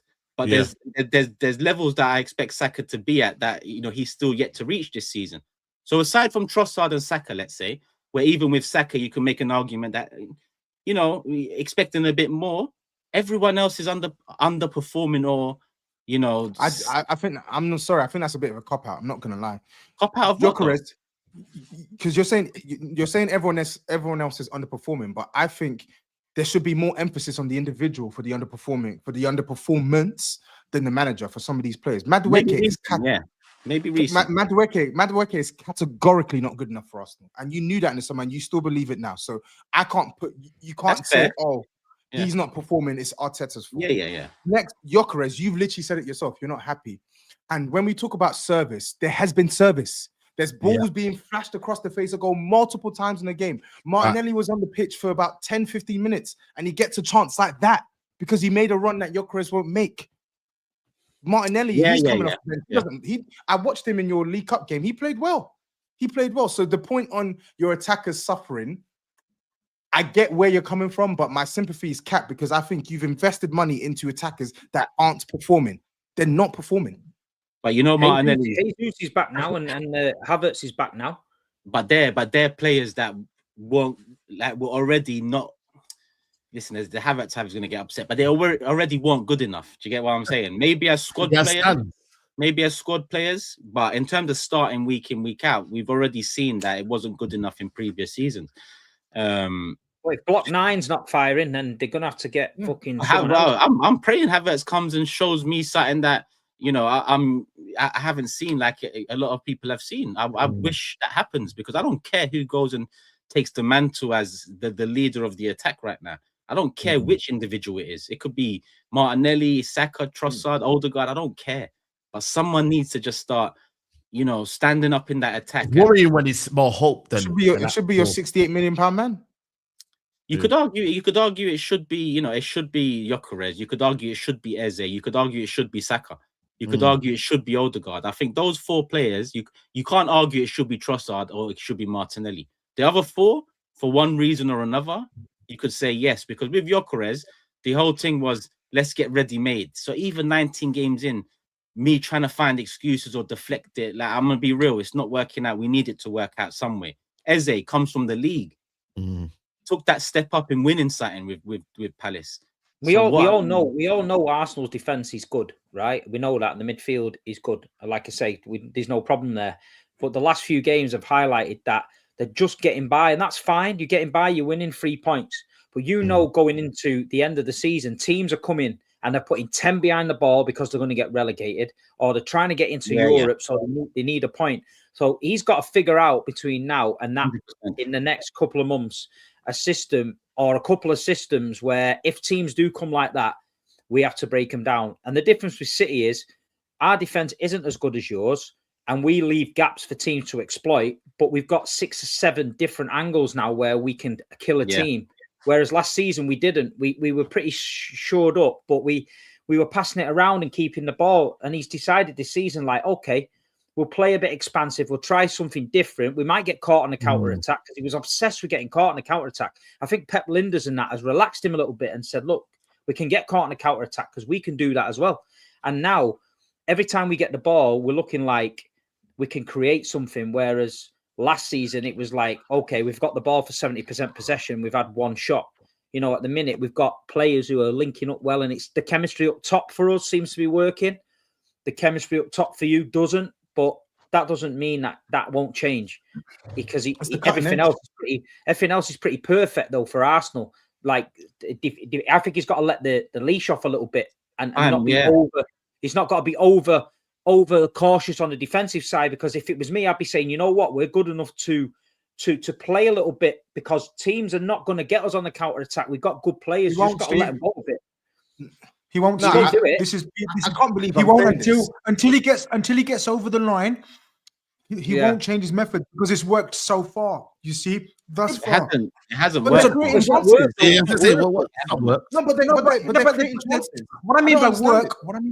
What I mean by work so far is they are top of the table and should be significantly clear. But obviously, Man City have put this run together. So now, with half of the season left, his tried and tested method in his head is this. It will take a brave manager to totally not totally change, but even tweak it. But let's see if he does. It's intriguing, because I agree. He does need to let the attack be more spontaneous. Don't worry about transition. But he's obsessed with being hit on the transition, like Pep used to be. He's a Pep man, and that's moved on. Yeah, absolutely. I'm sorry, 2.8 XG, 3 point something against Palace. They're missing crazy chances. Yeah, they are. Honestly, everyone knows I hate Arteta, but when a team is creating as much as they're creating and you're not scoring, how can you blame the manager? Last few games, we have created more chances for sure. But you know what it is though? It's because City are playing the way they're playing. I know we'll get on City later on, but I think it's the comparison of the way City are playing, because they're free flowing. Everyone's looking at Arsenal thinking, well, they're just getting over the line here on goals. A few, you know what I mean? It's not convincing. So maybe it's the fact that because City are just like it's not free flowing. City are clinical, bro. Man City, they're clinical, but they also play some free flow football. Look at the goal. Reinders had one chance. I agree. And he slots. But if you go through on his weaker foot and he buries. I agree with that one. Go through City's finishers, right? Foden, we know can finish. You've said it so many times. He's a finisher, right? Haaland, most deadliest striker known to man in this league, in this country, right? And then you've got, like you said, Reinders, who was getting goals at AC Milan. I wouldn't say Eze was ever a finisher at Palace. Seven games ago. Eze was inconsistent, and this is what people he was inconsistent. But I'm talking about finishing, Matisse. Eze never put up a lot of goals in the league. He wasn't putting up loads of goals. He was putting up some decent tallies, but he's never put up loads of goals. Odegaard, we were questioning his finish. It was a great finish at the weekend. We were questioning his finishing last season, and why is he not taking shots? And then Gyökeres is unheard of in this league. And from the moment you're calling on Havertz and Jesus, whose Jesus' finishing has always been awful and questionable, then you know you're fucked. And Martinelli's finishing is not consistent enough. So Eze got 8 goals last season, 10 goals in the league, 11 goals the season before, and 10 goals the season before that. I get where Matisse is coming from. It's more I get where you're coming from as well. Yeah. My point is the owners should be put on their players to improve their performances. They have to improve their performances. Yeah. That's it. I don't want to hear about the manager. When you're skying chances left, right, center, you can't be talking about the manager. I'm sorry, you can't be. No, but there's a balance to it, because we've spent a lot of money on the attack, and to be honest with you, if everyone's fit right now for the Aston Villa game, I think we play Trossard, Kai Havertz, and Saka up top. So are you telling, like, at some point, you know, part of that responsibility comes on the manager and the people that brought in the players, because 19 games into a season where the attack needed refreshing, I'm saying a fully fit squad is probably the same front three as last season. So you're right, individuals do need to step up, but at the same time, the platform for said individuals until last few games, where you're right, 9 XG we've had over the last few, and we've scored 1 open play goal. Not good enough. But that's the recent platform given, where we can look more at the individual players. Gyökeres, for example, the last few games, oh my God, you see that chance in the first 2 minutes? Crazy. But in the first 16, 17 games of the season, I was always saying, you know, until we start creating some chances, I don't know who to really look at. Now, Arteta's fixed that. We are creating chances. But at the same time, Eze's not coming off the bench, or Eze's not starting games now. He's meant to be one of the difference makers moving into the second half of the season, especially. Do you understand? So yes, some ownership is on him, but he also has to be given the platform to make it work out. Do you get it? So maybe this is that tough love that some managers give. You're dropped. He's got to have thought about it though. He's got to have thought about his team last season and then thought, right, we need a striker. I've got to get it right. He's got to have looked about the market, who was around, Sesko, everyone who was about, João Pedro, people who were around, and thought, you know what, I need to get this right. So he's got a plan for that Gyökeres in his head. But I just think they were blinded by that goal scoring record. I just think whoever. Has he watched him properly? Because then I thought, okay, he might be like Haaland, where I actually described what people would be saying about him, saying he's not good with his first touch, or no one's giving him the ball, this, that, and the other. And I literally predicted what they were going to say about him on air. And I know these Arsenal fans in the chat won't ever give me credit for that, but I explained it before Gyökeres signed for Arsenal, what kind of a player he was. And all I got was, oh, he scored a hat-trick against Man City, so you're hating.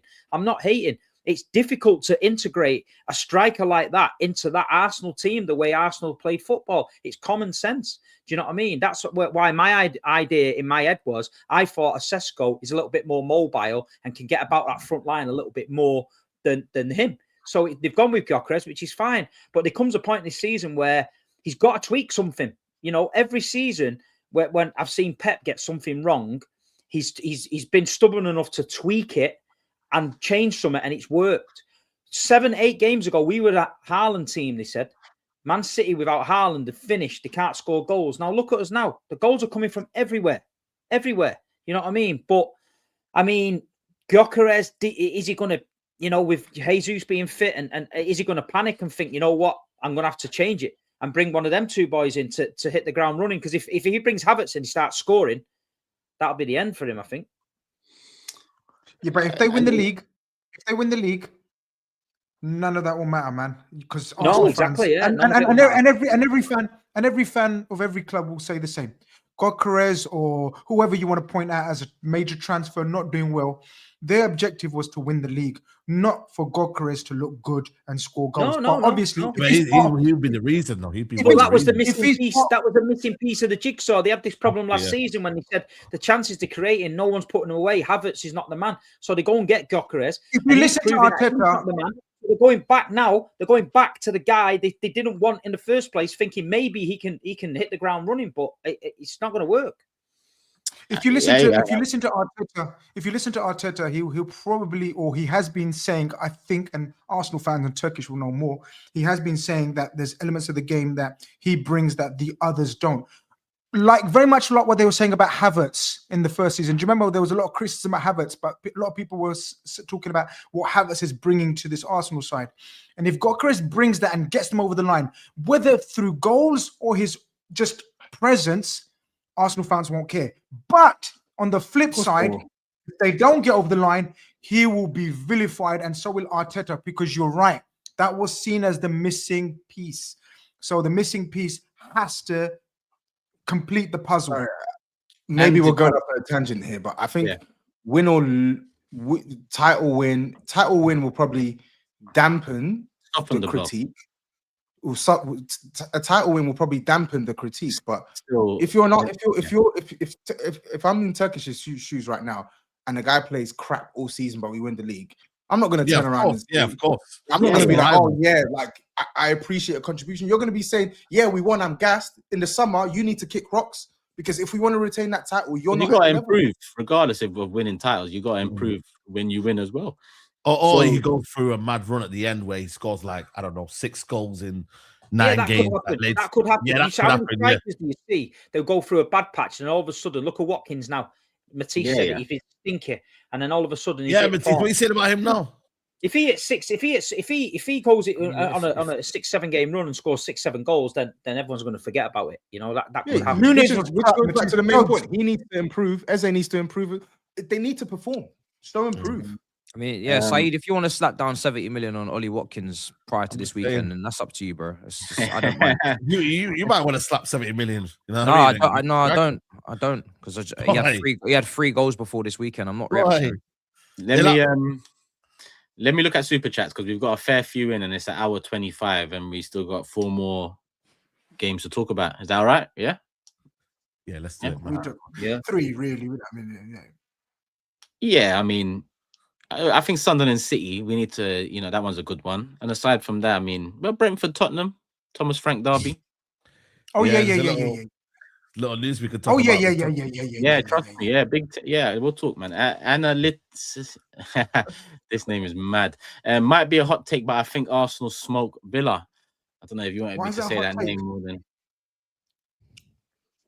Because they're in form, innit, Villa? Yeah, because they're 11 games on the trot, innit? Yeah. But smoke is, I think he's put smoke in caps, so smoke would be a comfortable win. Turkish and/or Steve, how can I get tickets for Arsenal City? And unless you got peas, brother, which you might, and even then, I don't know where to direct you, but they're going to be in April, yeah. Oh my God! Imagine the tariff goes, oi. Nah, that gonna be mad. Daniel in the chat left a comment last show saying, Daniel will be there, man. Daniel, put it in the live chat, put it in the comments after. Kyle says, wish Arteta was more creative. Give Eze and Forgotten Ranieri a run of games. Lucky Villa are without Skrilla and Polaroid, but we crumble under pressure. What's this 67 in the chat, people? Oh, it's pissing me off. No, don't worry, man. Don't worry about that one. You're gonna reignite the Do we think Unai will prioritize Europe later on in the season? And if they win tomorrow, he stops them? Yeah, probably. Absolutely he will. He always does. Absolutely will. He wants to win trophies. He wants to win. This is a massive game. We'll take a 2-1 win. It's not about dominating in games like this. It's about getting the 3 points. Love the stream. Happy New Year, fellas. Happy New Year, my brother. Wishing you and all the family all the best. And this one, Goon for Life, says, Steve acting like they didn't struggle versus Forest. Every game is hard. Your attack is better, but our defense is better. And now Gabriel is back. And it also adds the flip side of the Gyökeres situation is we are top without him firing. It could get scary with him, Jesus and Havertz rotating as striker. I mean, it could get scary either way. Yeah. I mean, like I said, it's going to go one way or the other. Arsenal excelled against Brighton, bar the finishing. City struggled more against Forest, but it's glossed over to put pressure on. It's Sun Tzu out here. That is fucking wild. That is, if that guy genuinely thinks that in his brain, he's fucked. City struggled more against Forest. Which part though? City didn't struggle against Forest. We were always going to score near the end of that game. I'm telling you now. I think it was even though, man. I can't lie. It was in the first half. They were smashing the ball up front to Igor. As soon as he got one touch, he fell on the floor. They were trying to get free kicks. Yeah, it's fucked, mate. If you're telling me that's struggling, they had one. The Hudson-Odoi crossed one in the first half across the box where someone should have tapped it in. I get that. Milinkovic should have scored as well. Milinkovic should have scored as well. The head other than that, you've got to relax, man. We're relaxing now. This is what we do. Relax. We'll get there in the end. Don't worry about it. No one's struggling. Didn't hear the City fans fucking panicking. The second Forest equalised, did you? No one give a fuck because we knew what was coming. So let's not judge the two teams because one team shits herself when they concede, and it's notably, Arsenal, and the other team just carries on singing away and gets the fucking points. Singing away. Maybe the word struggles throwing you off there, but but it wasn't an easy game, but we did a harder game than Brighton at home. I know you just got licked. Cool. I know that's what I'm saying. I don't see the problem. It wasn't an easy game, but you won. You were the better team. You won. I don't see the problem. People struggle. Let me tell you this, mate. Whatever your name is, J007. When we're struggling, yeah, when we struggle, I'll let you know. Yeah, don't worry about that. I will let you know. He's backing again. I see him there. Big up J007. Meezy says, respect Turkish, but you gotta hold it for running PR for the Gyökeres move. Bro falls more than my 2-year-old nephew. He can't lace Havertz boots. Listen, I'm gonna have to hold it, but this Havertz PR on the flip side is actually sickening in its own right. So it's making me sick. You know, listen, let's just hope that you lot are right. Let's just hope you lot are right. Jan says, as an Arsenal fan, I need to agree with Steve. Can't be mad at him telling the truth. We play bad at the moment and we have a soft underbelly scraping W's. And he adds, in my opinion, mentality is not there because we haven't seen it previously. Mikel is too stubborn, won't change his ways, and it feels like previous years. Big up, Jan. Hope you, the missus and the newborn are all well, my brother. Hope everything's going smoothly on that side. Big up and happy new year. Arteta turned them into an NFL team, says Irate Genius. Watch them. They make the same movements in specific zones. No variation. All for set piece generation. Dark. Wisdom. I'm shocked at saying this Arsenal team's got a soft underbelly. I'm shocked at an Arsenal fan calling this Arsenal team a soft underbelly. No, they got. I mean, it depends what context you're looking at. You know, and in terms of the crunch stage of the season, we haven't shown that yet. So if we're talking crunch stage, we're yet to prove that.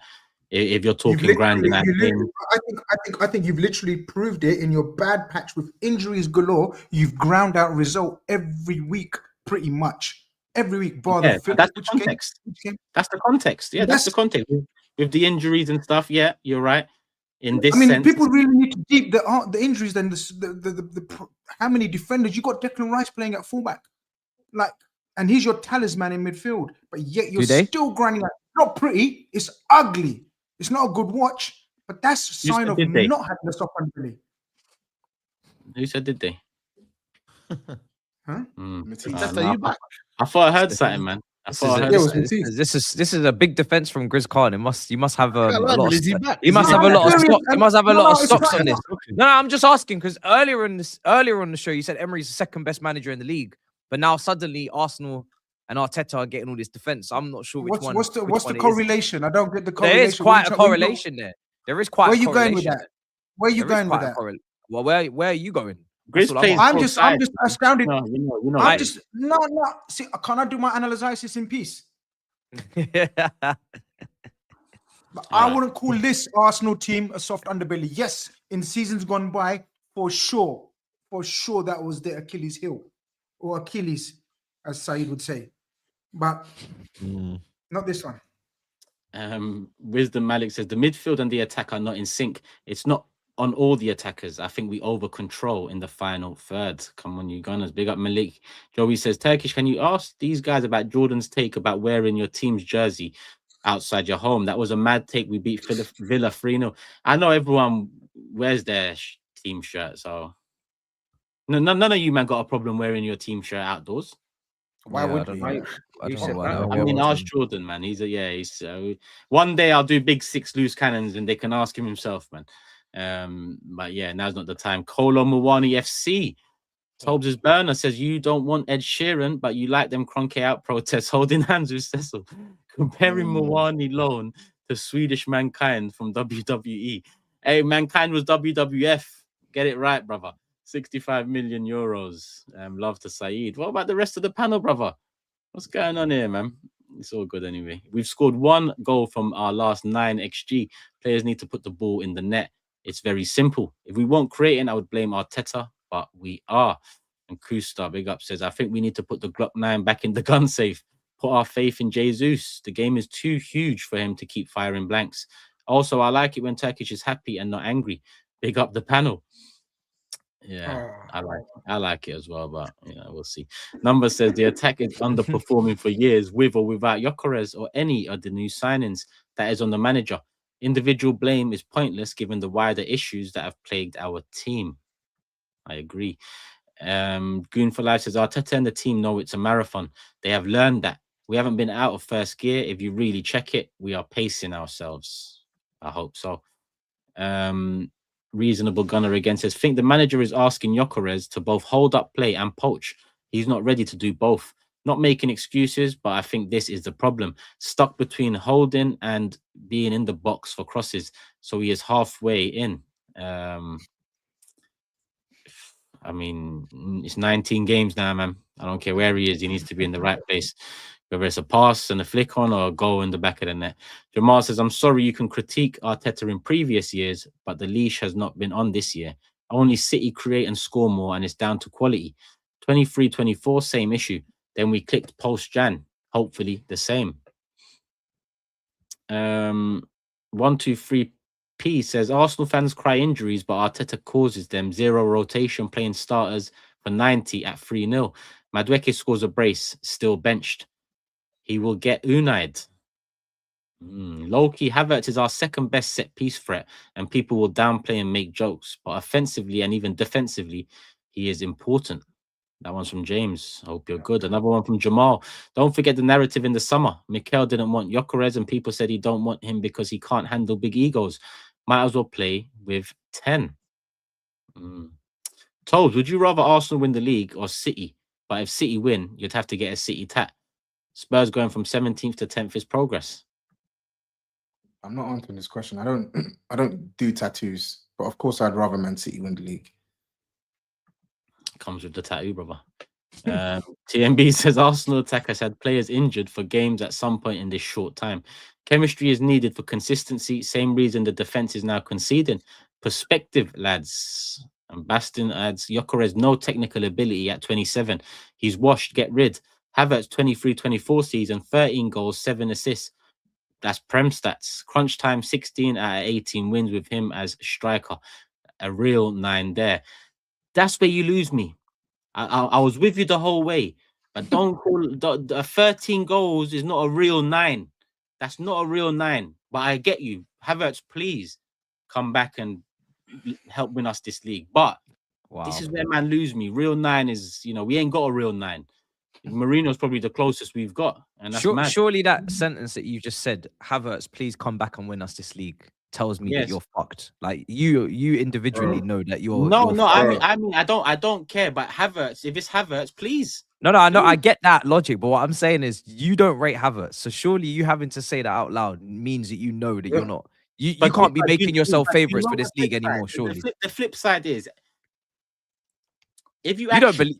If you actually if you said this question to me, right? It said one of your strikers is going to get 20 goals and you're going to win the league from now, right? If you said that to me right now and you said pick one,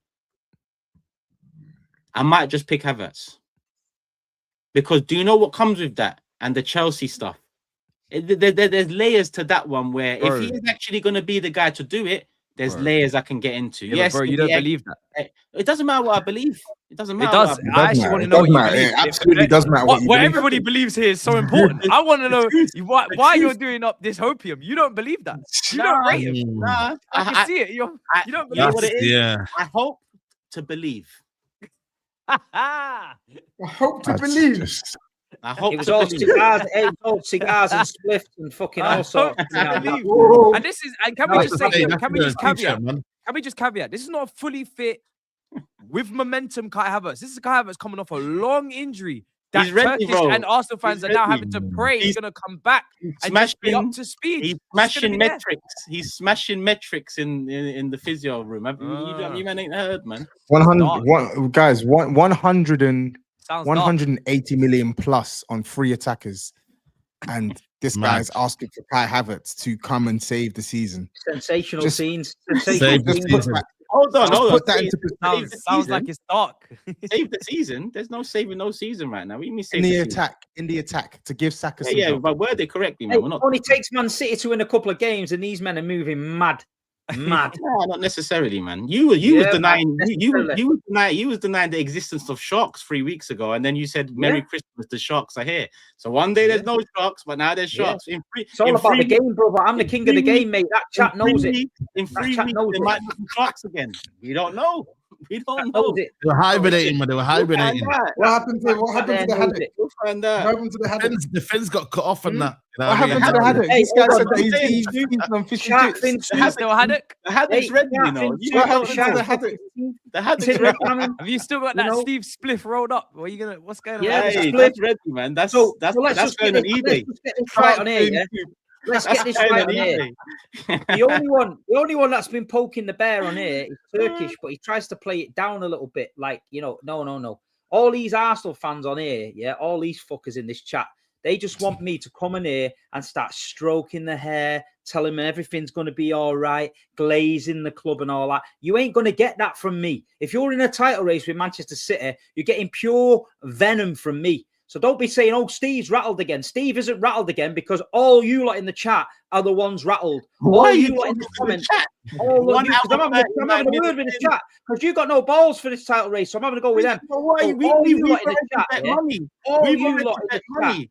All We've you already lot, let bet me money, finish my Steve. monologue with the chat. Let me Yeah, finish but the your monologue monologue with is the chat. the same monologue All as you you done in the 10 chat, minutes ago, as you done coming on 10 here, days ago, as wanting, you done 10 months keep ago. It's the wanting. same I'll monologue. deal with you at the end of the season.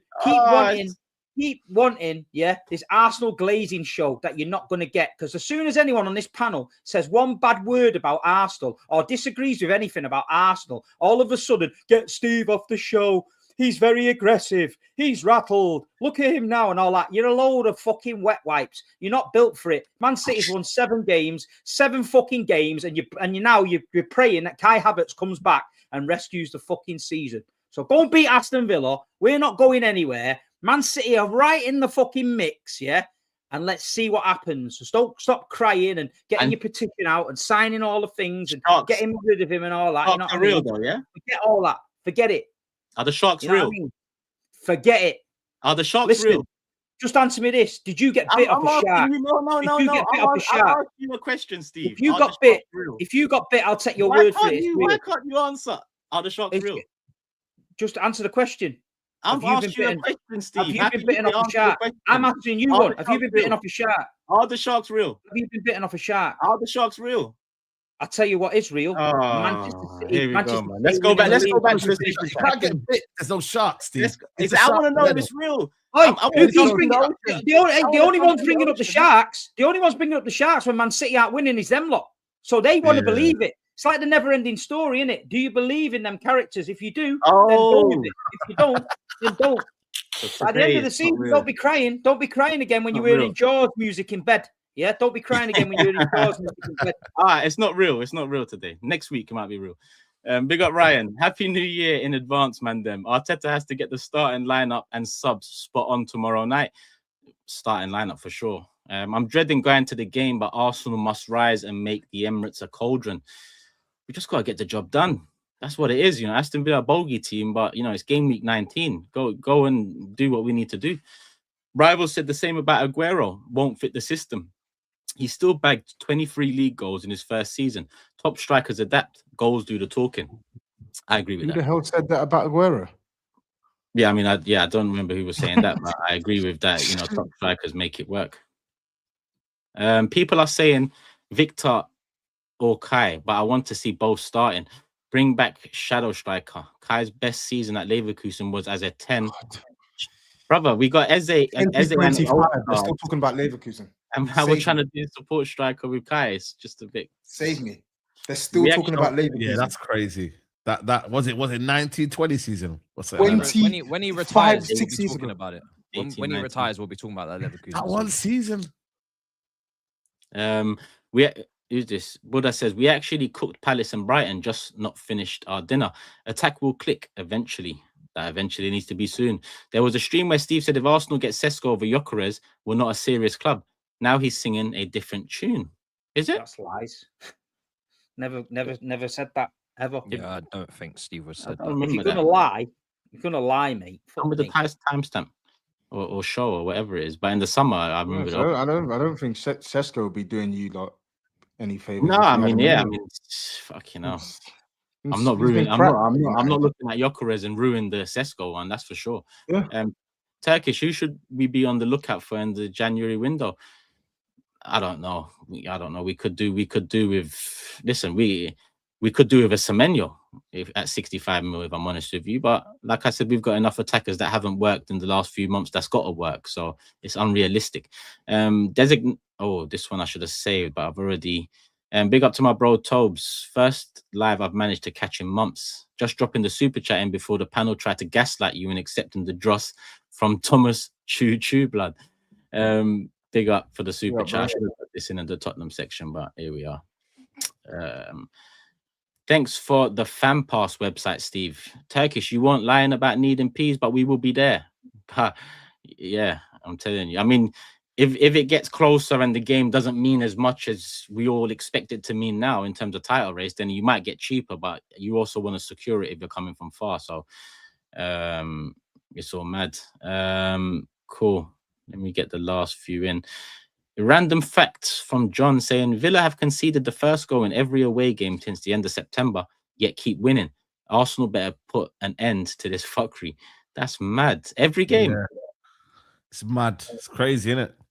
That is mad. Find a way. Yeah, they're edging it. They're edging these games. So yeah, props to them, I guess. But yeah. Cool. And this one from Rochester Guna says, Steve, I recall how you and Gary used to glaze each other's teams a couple seasons back. That's it for the super chats on Arsenal. So let's do the predictions. SAEED, Arsenal, Aston Villa. I'm gonna go. It's a tricky one. This one. I'm gonna go 2-1 Arsenal. 2-1. I'm gonna go 3-1. Steve. 2-1 Villa. Matisse.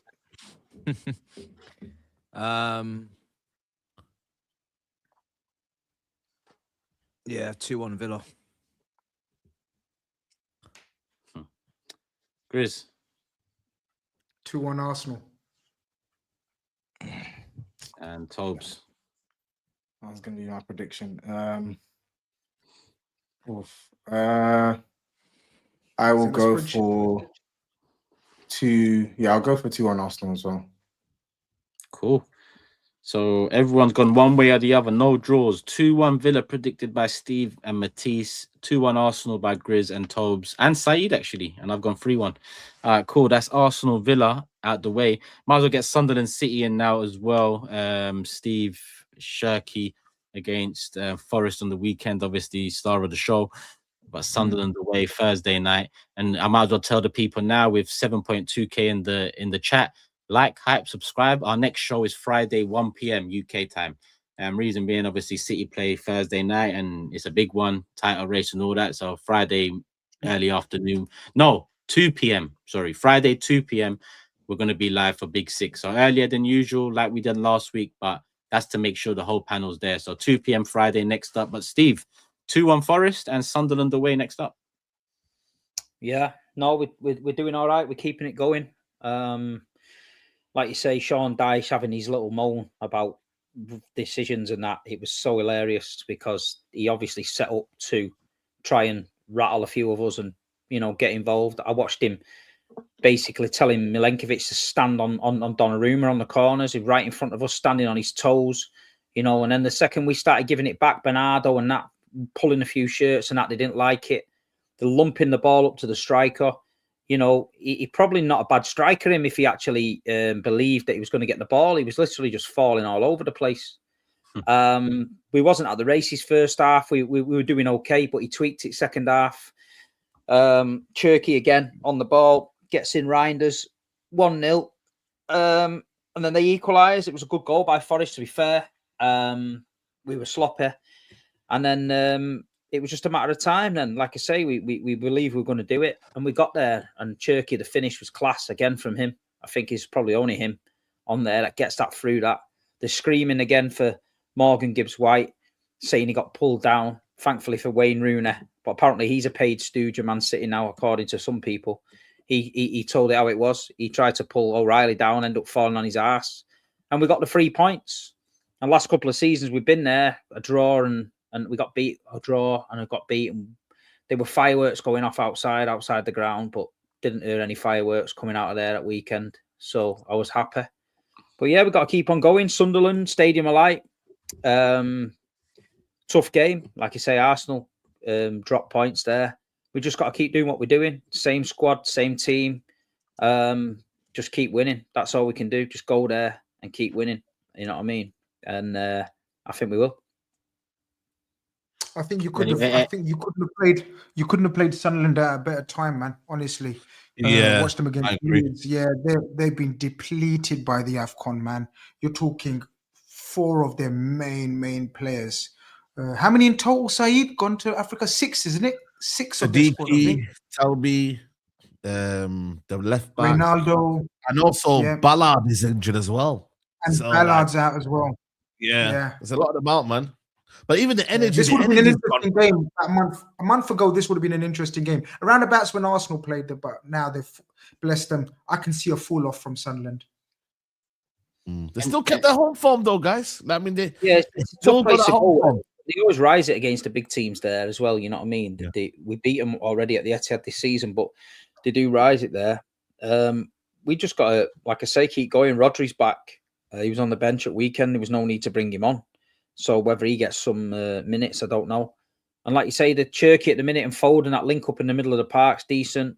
And we're creating chances and goals from all over. It's working at the minute. So nothing else to report. Just keep doing what we need to do. Keep doing the job that he's Pep's now set the ball rolling, and we've got this momentum. I think he's 8 on the spin, 8 wins on the bounce now. So yeah, people were saying we couldn't go on this 10-game winning streak and stuff like that. Well, we're nearly there. So just got to keep going, man. Anyone think Sunderland have something for them, or can't see it, man. They're on a roll. No. Cool. Let's look at the super chats on City. This one came in before the show even started. JS says, Pep, quote, you have to allow him to express his incredible talent. Was, quote, Pep kills ballers a false narrative because some Brits were mad that maybe Grealish wasn't as talented as they thought. Yeah, I agree with that. Yeah, but I also think Pep's is changing somewhat. You know, he's altering things a little bit. He's, you know, a couple of years ago, it was everyone had to be that cog, right? Now he's being a bit freer in how he manages people outside of the football club were looking in and just trying to tell us how Jack Grealish should be playing, when Jack Grealish was doing a job in a team that was winning multiple trophies. So for some rival fans to be telling Pep how to play Grealish when it's clearly working and we won everything there was to win is a bit embarrassing. So that's the narrative. Oh, he drained the life out of Grealish. Well, Grealish has gone to Everton and he's doing pretty similar things there. He's not playing great. He's doing all right. And he's getting more regular game time. But, you know, with Cherky, he's a maverick kind of player where even if Pep told him to do it, I don't think he'd do it. You know what I mean? I've seen Pep absolutely roast him for doing stuff. And then 2 minutes later, he's waving at him and clapping at him and that. So I feel like the backroom staff as well, Pep Linders and that, have got a big say in a lot of things. I think they've relaxed him a little bit in certain aspects of his game. And it's working right now. But Cherky's one of them footballers you just pay to watch. You know what I mean? I've enjoyed watching him the last few games because every time he's on the ball, you know something's about to happen. Whether it's a little intricate inside pass, a little back heel, you know, Rabona or something like that. They're the ones we all like, them kind of players, you know what I mean? But at the minute, you know, he's so good and he's shooting, you know, the ability, left foot, right foot, control. He did something in the warm-up and I've never seen, in 40 years of watching football, I've never seen something like this happen. I don't even know how he did it. O'Reilly whipped a ball in and he controlled it in between his calf and his thigh. And he stopped it dead, like midair, and it just dropped and he smashed it in. And I don't know how he did it. And then my son said to me, how did he do that? I went, I don't know. And this is the thing. I think you're going to see City at times thinking they're not going to score. And then he's got that genius level where he could just unlock it at any minute and score, you know what I mean? So he's been brilliant to watch, to be fair. Good time adds. Love to the panel. Who's been the most influential player for each of your teams this season? Steve, I've got Cherky. What about everyone else? So Gabriel, brilliant, but Haaland as well for the goals, man. He's having a great season, Haaland. Yeah, you gotta say Haaland. Yeah, it's true. I'm going Gabriel. Say probably a Boomer. The rest don't really care, it seems. Hungarian Gerrard. Yeah, probably Mickey van der Ven for us. Bro, you're right now. I don't give a shit. Mickey or Kudus, I don't know. All right, cool. Let's not dwell. Cool. Where are we? Is there another one here? Yep. Arsenal FC, not Arteta FC, says big up Steve, rattles all the Arteta culties. Can't stand my fan base. Reason why we win F4, the Arteta gimmick is up. Would give 100k if it meant Arteta goals. He really don't like Arteta, that guy, does he? Nah, man. I tell you what, the 100k super chat, we haven't seen that before, man. We haven't seen that before. MTFC Sam, big up Steve and the panel. Our set pieces are part of Manchester City's game this season. Also, Shirky is the most informed player in the Premier League at the moment. And that is the City super chats in the building. That's it. Cool. So let's do predictions. SAEED, Sunderland, Man City. 2-0 City. 2-0 City. I'm gonna go 2-2. I'm going to say 3-1 City. Matisse. 2-0 City. Grizz. 3-0 City. And TOBS. I'm gonna go 2-1 Man City. All your cheeks are out this week, it seems. Everyone's gone Man City win. Sunderland, they ain't even lost a game at home, but what can they do, people? The cheeks are out for Man City. Good one.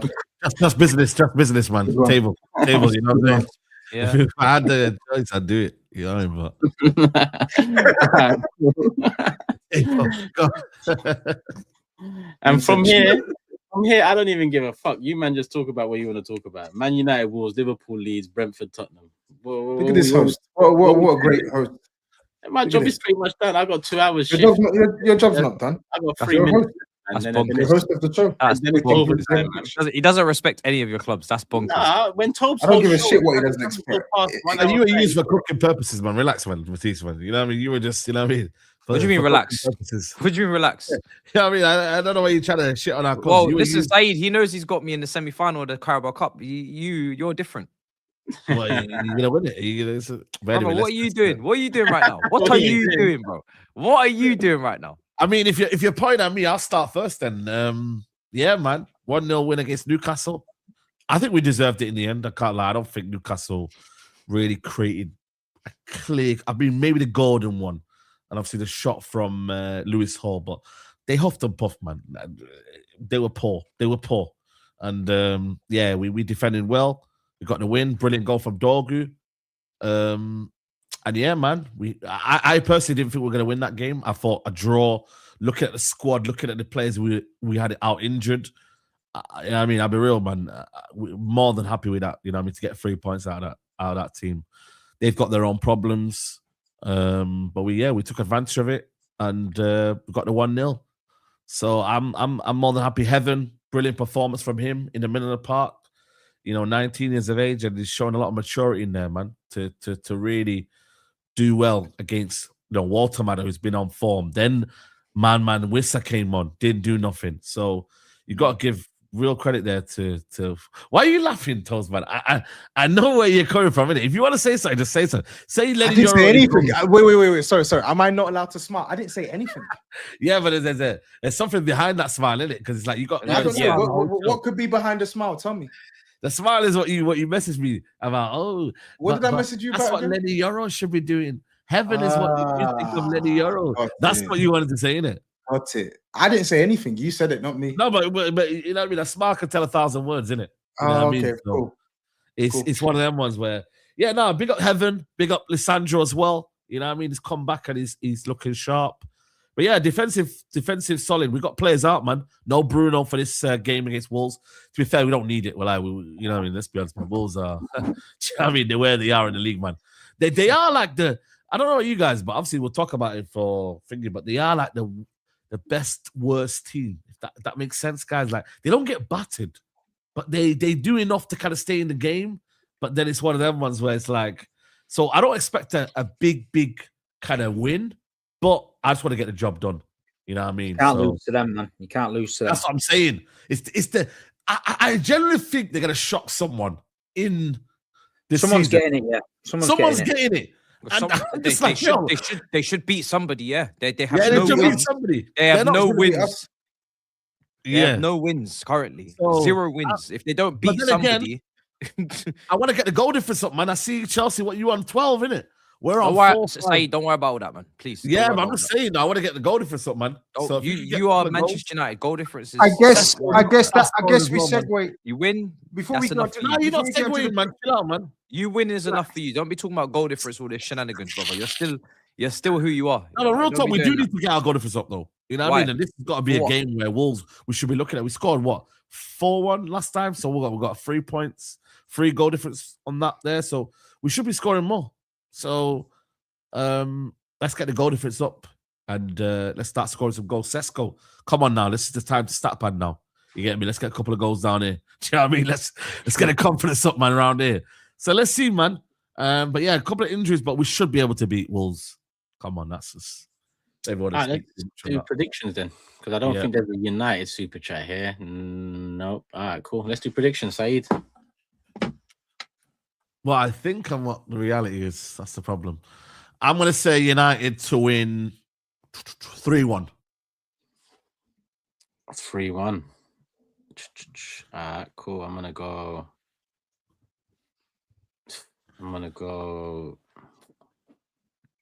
3-1 as What are you 3-1. laughing at? Steve. 2-0 United. Matisse. Yeah. 2-0 United, yeah. Another 2-0. GRIZZ. 2-0 United. And TOBS. I'll go 3-1. Okay, so we've got 3 3-1s and 3 2-0s. Cool.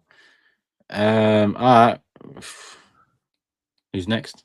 Just going on from Wolves, because obviously they're playing Man United. We just played them. Yeah, pretty much bog standard for the last 6-7 games where we don't look inspiring, but we're getting the job done. In fact, we looked good in the first half an hour. We played the best football I've seen in a month or 6 weeks or so, culminating in WIRTZ scoring, which was brilliant setup from Ekitike, who's literally the only shining light in our attack. And then second half was a bit of a shit show, but now that's 5 wins and 2 draws, 7-7, unbeaten in 7. We've got Leeds at home next. Leeds are in a bit of a good form. They're going to bring loads of energy, enthusiasm, but we just really need to get another win. I know people are looking for style of play and the confidence levels of Liverpool coming back.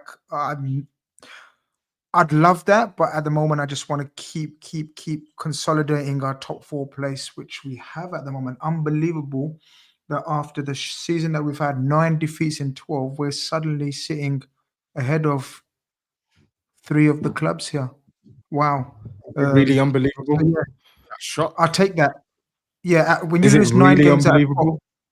12, yeah, can I finish before the hyenas come out? Can I finish? It's unbelievable. Don't So- say so I just- stupid shit and then say that. Can you finish? I have no What do you mean? I have no reason. I have no reason to say anything otherwise.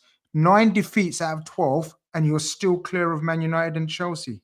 Are you stupid? You're not clear. To be You're not not clear. Are you them. stupid? Are you Not clear stupid? with them. Are you stupid? I'm going to reverse the question to you. Are you You are stupid? No, I'm not Do you think, stupid. do You you are think stupid. Liverpool? Do you think Liverpool will still be ahead of all these clubs that are watching us week in, week out, performing like amateurs? Yet we're ahead of them. How could be this?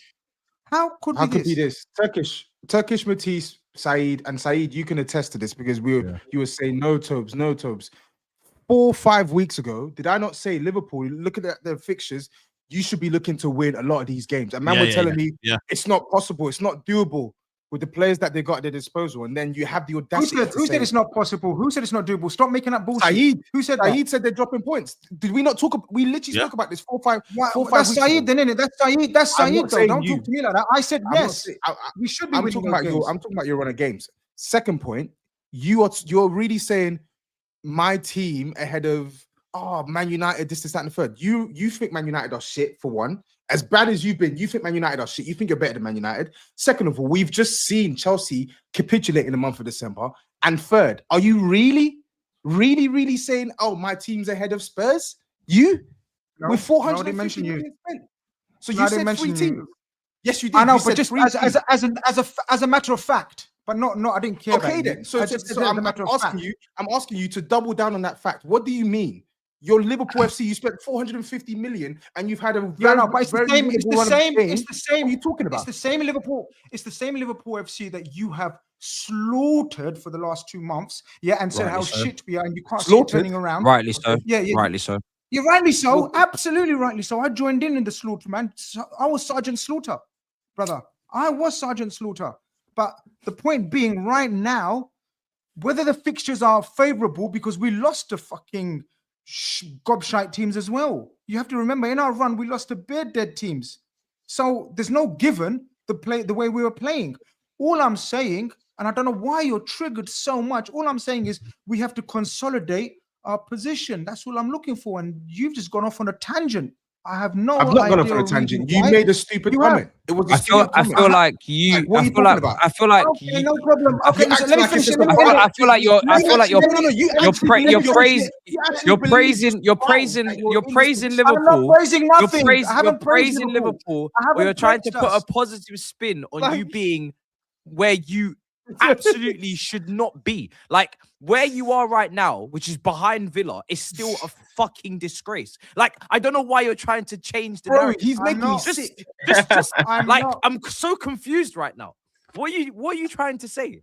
You're This is actually shameless. You say to me, I'm shameless. This is shameless. It's different ways This to paint a is picture. shameless. You could say Grizz we're can't. behind Villa and we need to continue to catch them, or you could say we're above these other Big Six teams and we're so proud of ourselves. In my opinion, for big Liverpool Football Club champions, I would be thinking about getting further up the table as opposed to trying to paint the picture of being ahead of Chelsea, Man United, and Spurs. That's my opinion.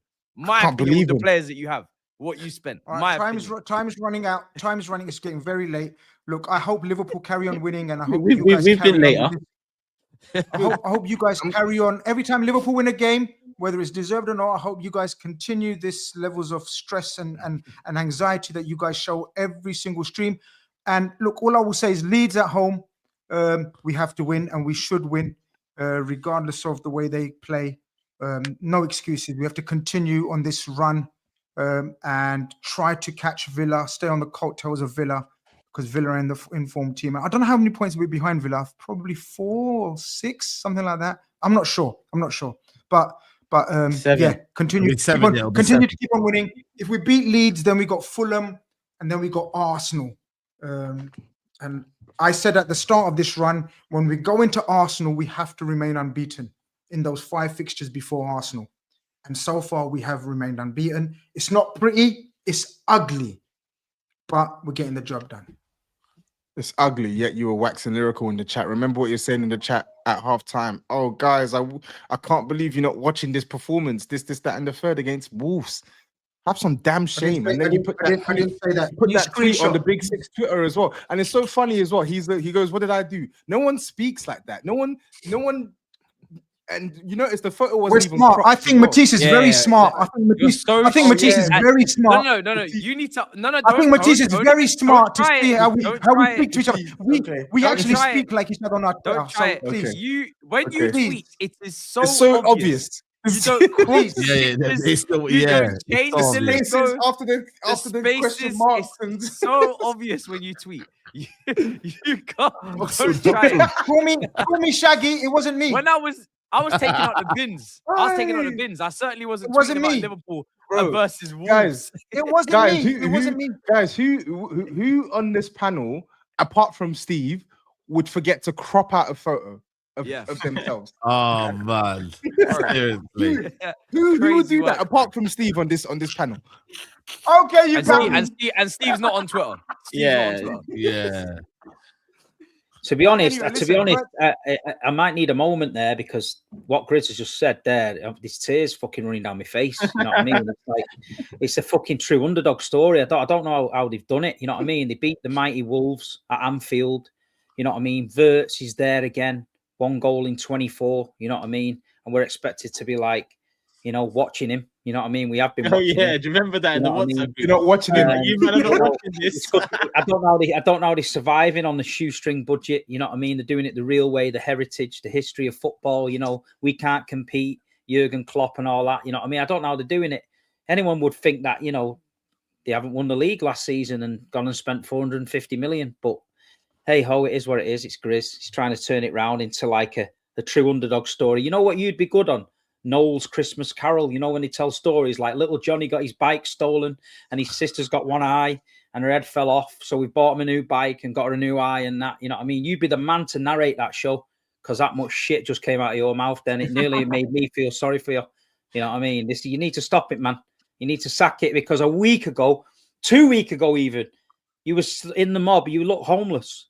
You know, you look like the guy out of Trading Places at the beginning that's got nowhere to live. And I thought, this guy's struggling. You know what I mean? We need to lay off him a bit. And now you've bounced in here with this energy, like this true miracle, Christmas miracle has happened. And Liverpool are all of a sudden like above Man United.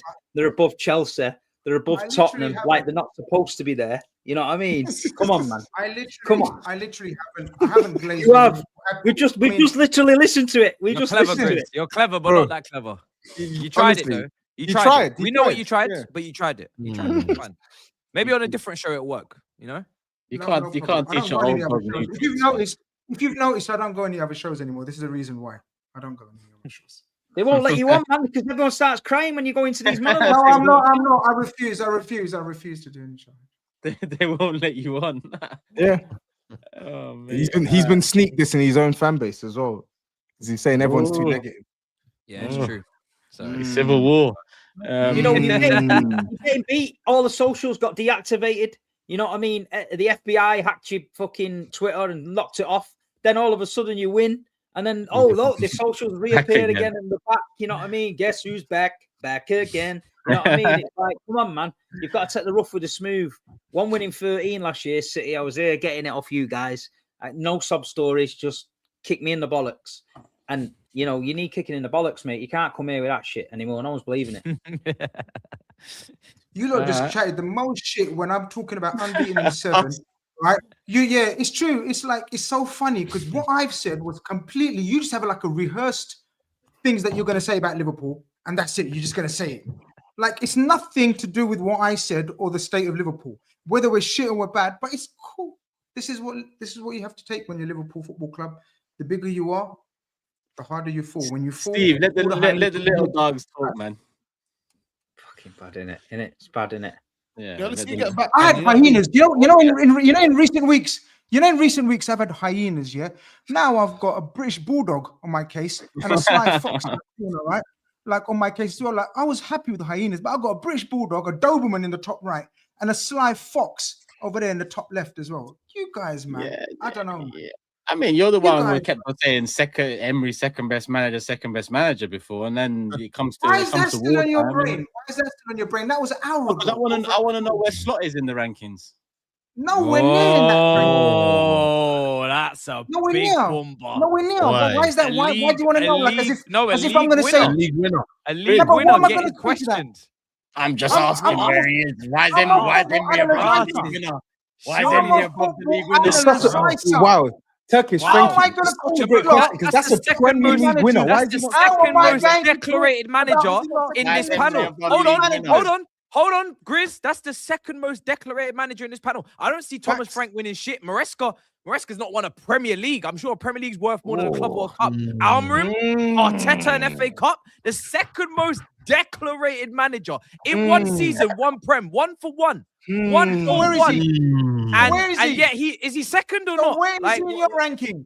We have to Where is ask he in you. your You're the one ranking? asking these questions. You're the one I've asking said these he's not in the top questions. three. Is Emery better than Slot? Is that what you have to say to us? Emery Today? is the second best coach in the Premier League. Wow. Oh, is he better than Slot? That's what he's saying. Yes, Wow. of course he is. What kind of Wow. questions that, man? Are you not really retarded? Now that's I can't lie to you. Even I'm a United fan, and that's crazy. Wow. That's crazy. Do you not say this yeah, on purpose? okay, no problem. Who's third? Oh, that's a great question. That's a debate. That's a show in itself. You just said Slot's not top 3. So who's third? He's Who's finished. third, man? What's he Who's just third? done? Man said Arteta's going to be better than Slot. In my Go on. opinion, Go on. in my opinion, Go on. in my opinion, Arteta. Go on. So it's Pep, and then That's what you get. Emery, That's what you Arteta. get for winning a whole league title at Liverpool, chat. Pep, Emery, Arteta. That's my He was top nearly three. gone a few weeks ago. They wanted him out one more game. He was gone. Yep, I remember that. That's what I Who's wanted, man. your top 3? Anyone? Have you got a top No, 3? we're not here to answer questions. We're Nah, just- bro. I None don't of care. us love, doing love for the rankings. love. I Love for the couldn't love, care bro. less. We're not interested. That's your I I got business. super chats. We got super chats. Grizz, what you saying about how Slot deals with Salah when he comes back? Now that you're on this quote streak, I think he's made it very clear. I think he's made it very clear how he's going to treat him. He, in fact, he even said, you know what I mean, he's integrated into the squad like any other player. And I thought that was quite cold from Slot. There's still a rift. They don't like each other, basically. And I don't know how he's going to deal with it and how it ends. But yeah, it's not over. It's just been patched over. And they're not mates at all, boys and girls. That's all I'll tell you. and I think that's it on the Liverpool stuff. Yep, cool. Predictions. SAEED, Liverpool leads. I'm gonna go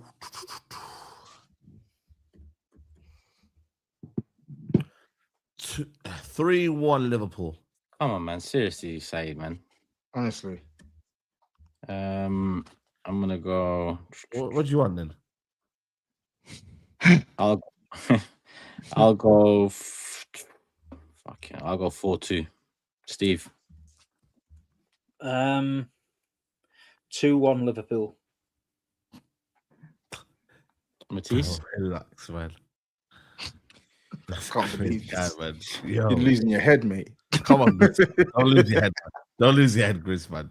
Come on, man. Come What, on. man? You know, it's so funny, man. It's just a bit of banter. Let's see the chat. Are we not allowed to banter back? 3-0 Liverpool. 3-0 Liverpool. Yeah. Grizz. 2-1 Liverpool. And TOBS. 3-1 Liverpool. Okay, cool. All Liverpool wins.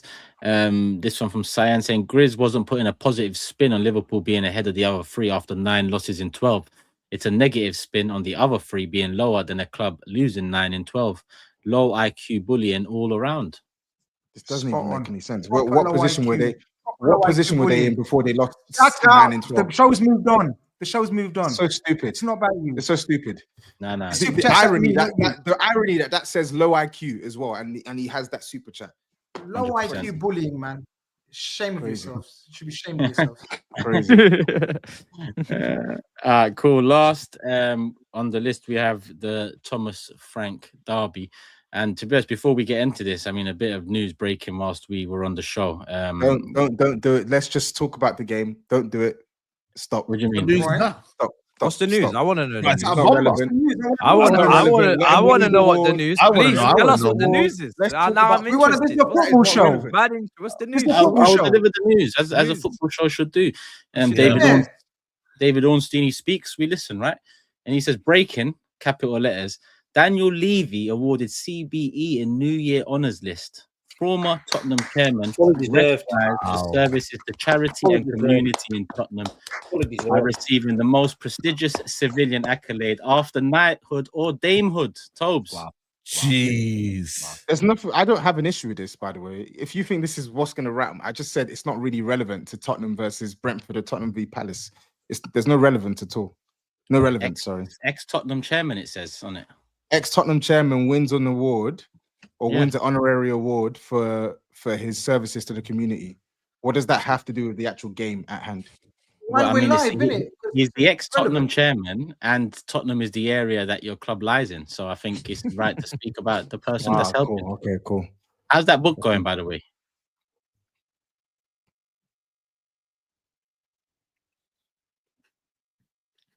Come on, man.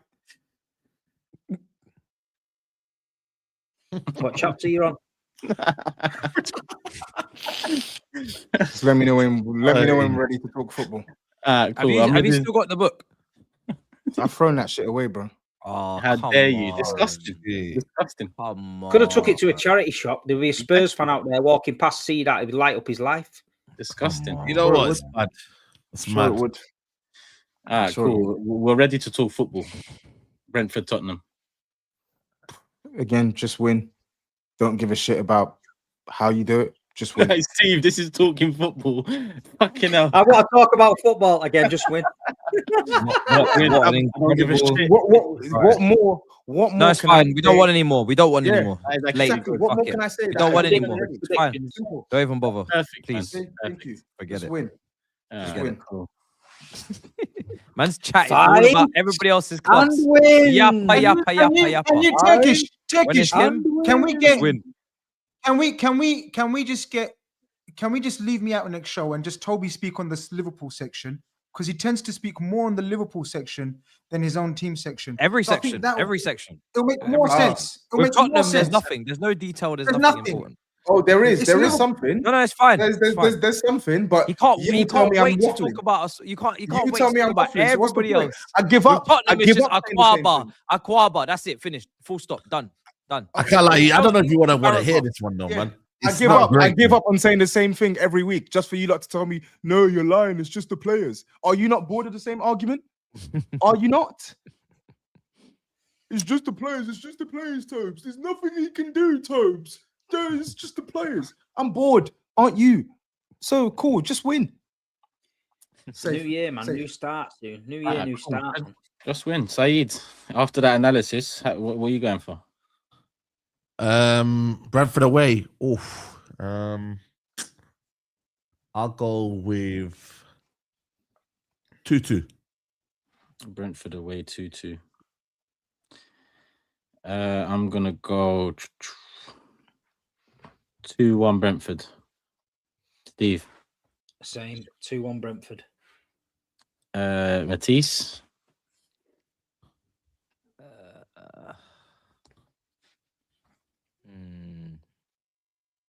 1-1.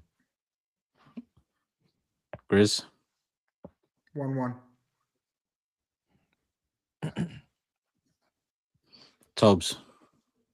2-1 Spurs. Come on. Spurs. Cool. Cool. That's all predictions in the bag. All fixtures covered. All games reviewed from game week 18. All games previewed slightly for game week 19.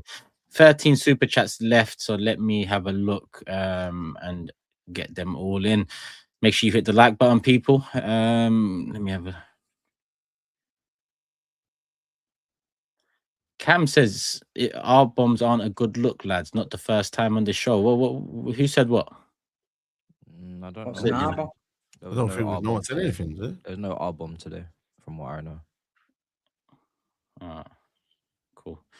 Yeah. All right. Cool. Apologies if there was anything. I didn't hear anything myself, but isn't well? I'm not even gonna say the word, but yeah. Grizz is saying you Fair did. enough. What Yeah, an R-bomb is? Yeah, fair enough. Grizz is fucked. I didn't hear it. That's fine. I generally didn't hear it. But yeah, we apologize though. Yeah, we apologize. Grizz, come on. So Words of Grizz Khan is not a reflection of the Big Six Limited Company. Thank you very much. Apologies for everyone's concerned. I apologize, man. If I said it. I apologize, man. We're human, man. You know what I mean? We're not angels. We're not perfect. But I apologize, and I'll try to do better. Saying the 80s, man. I was born there, man. Bro. Respect the 80s. I know. I mean, I was being nice with 80s, but yeah. But apologies, people. Obviously, we're a team here. But yeah, we'll ensure it doesn't happen. I didn't hear it at the time, but yeah, my bad. Let me get back into the football stuff. Riri says, my first super chat. I've been locked in since COVID. You guys have been a breath of fresh air. The crash outs have been 10-10 throughout. Happy New Year, Big Six. Love for the love. Chris says, like the video, people, and hands up if your team won on the weekend. I mean, we know who won and we know who didn't. Tom's is ready. He doesn't often get to put his hand up, so big him up. Mr. That's crazy. Fair enough. He laughed at that one. He liked that one. Fair enough. Fair enough. That's cool. Mr. BP says, Turkish, my bro, explain to the people why you can't say my name, but in your vids talk about meat deliveries between players. What? Tobes, tell them, man. What? You like Brazilian restaurants? I don't. I think Brazilian cuisine. In fact, let me not piss off. Yeah, you've talked a lot about Brazilian restaurants in the WhatsApp group. Now I definitely haven't. Restaurants. Sure. No? Okay. All right, cool. Tobes, Richarlison is your best attacker, surely. Performing better than Mwani. Tell Simmons, but never props for him or Levy, who signed him. Big up, lad.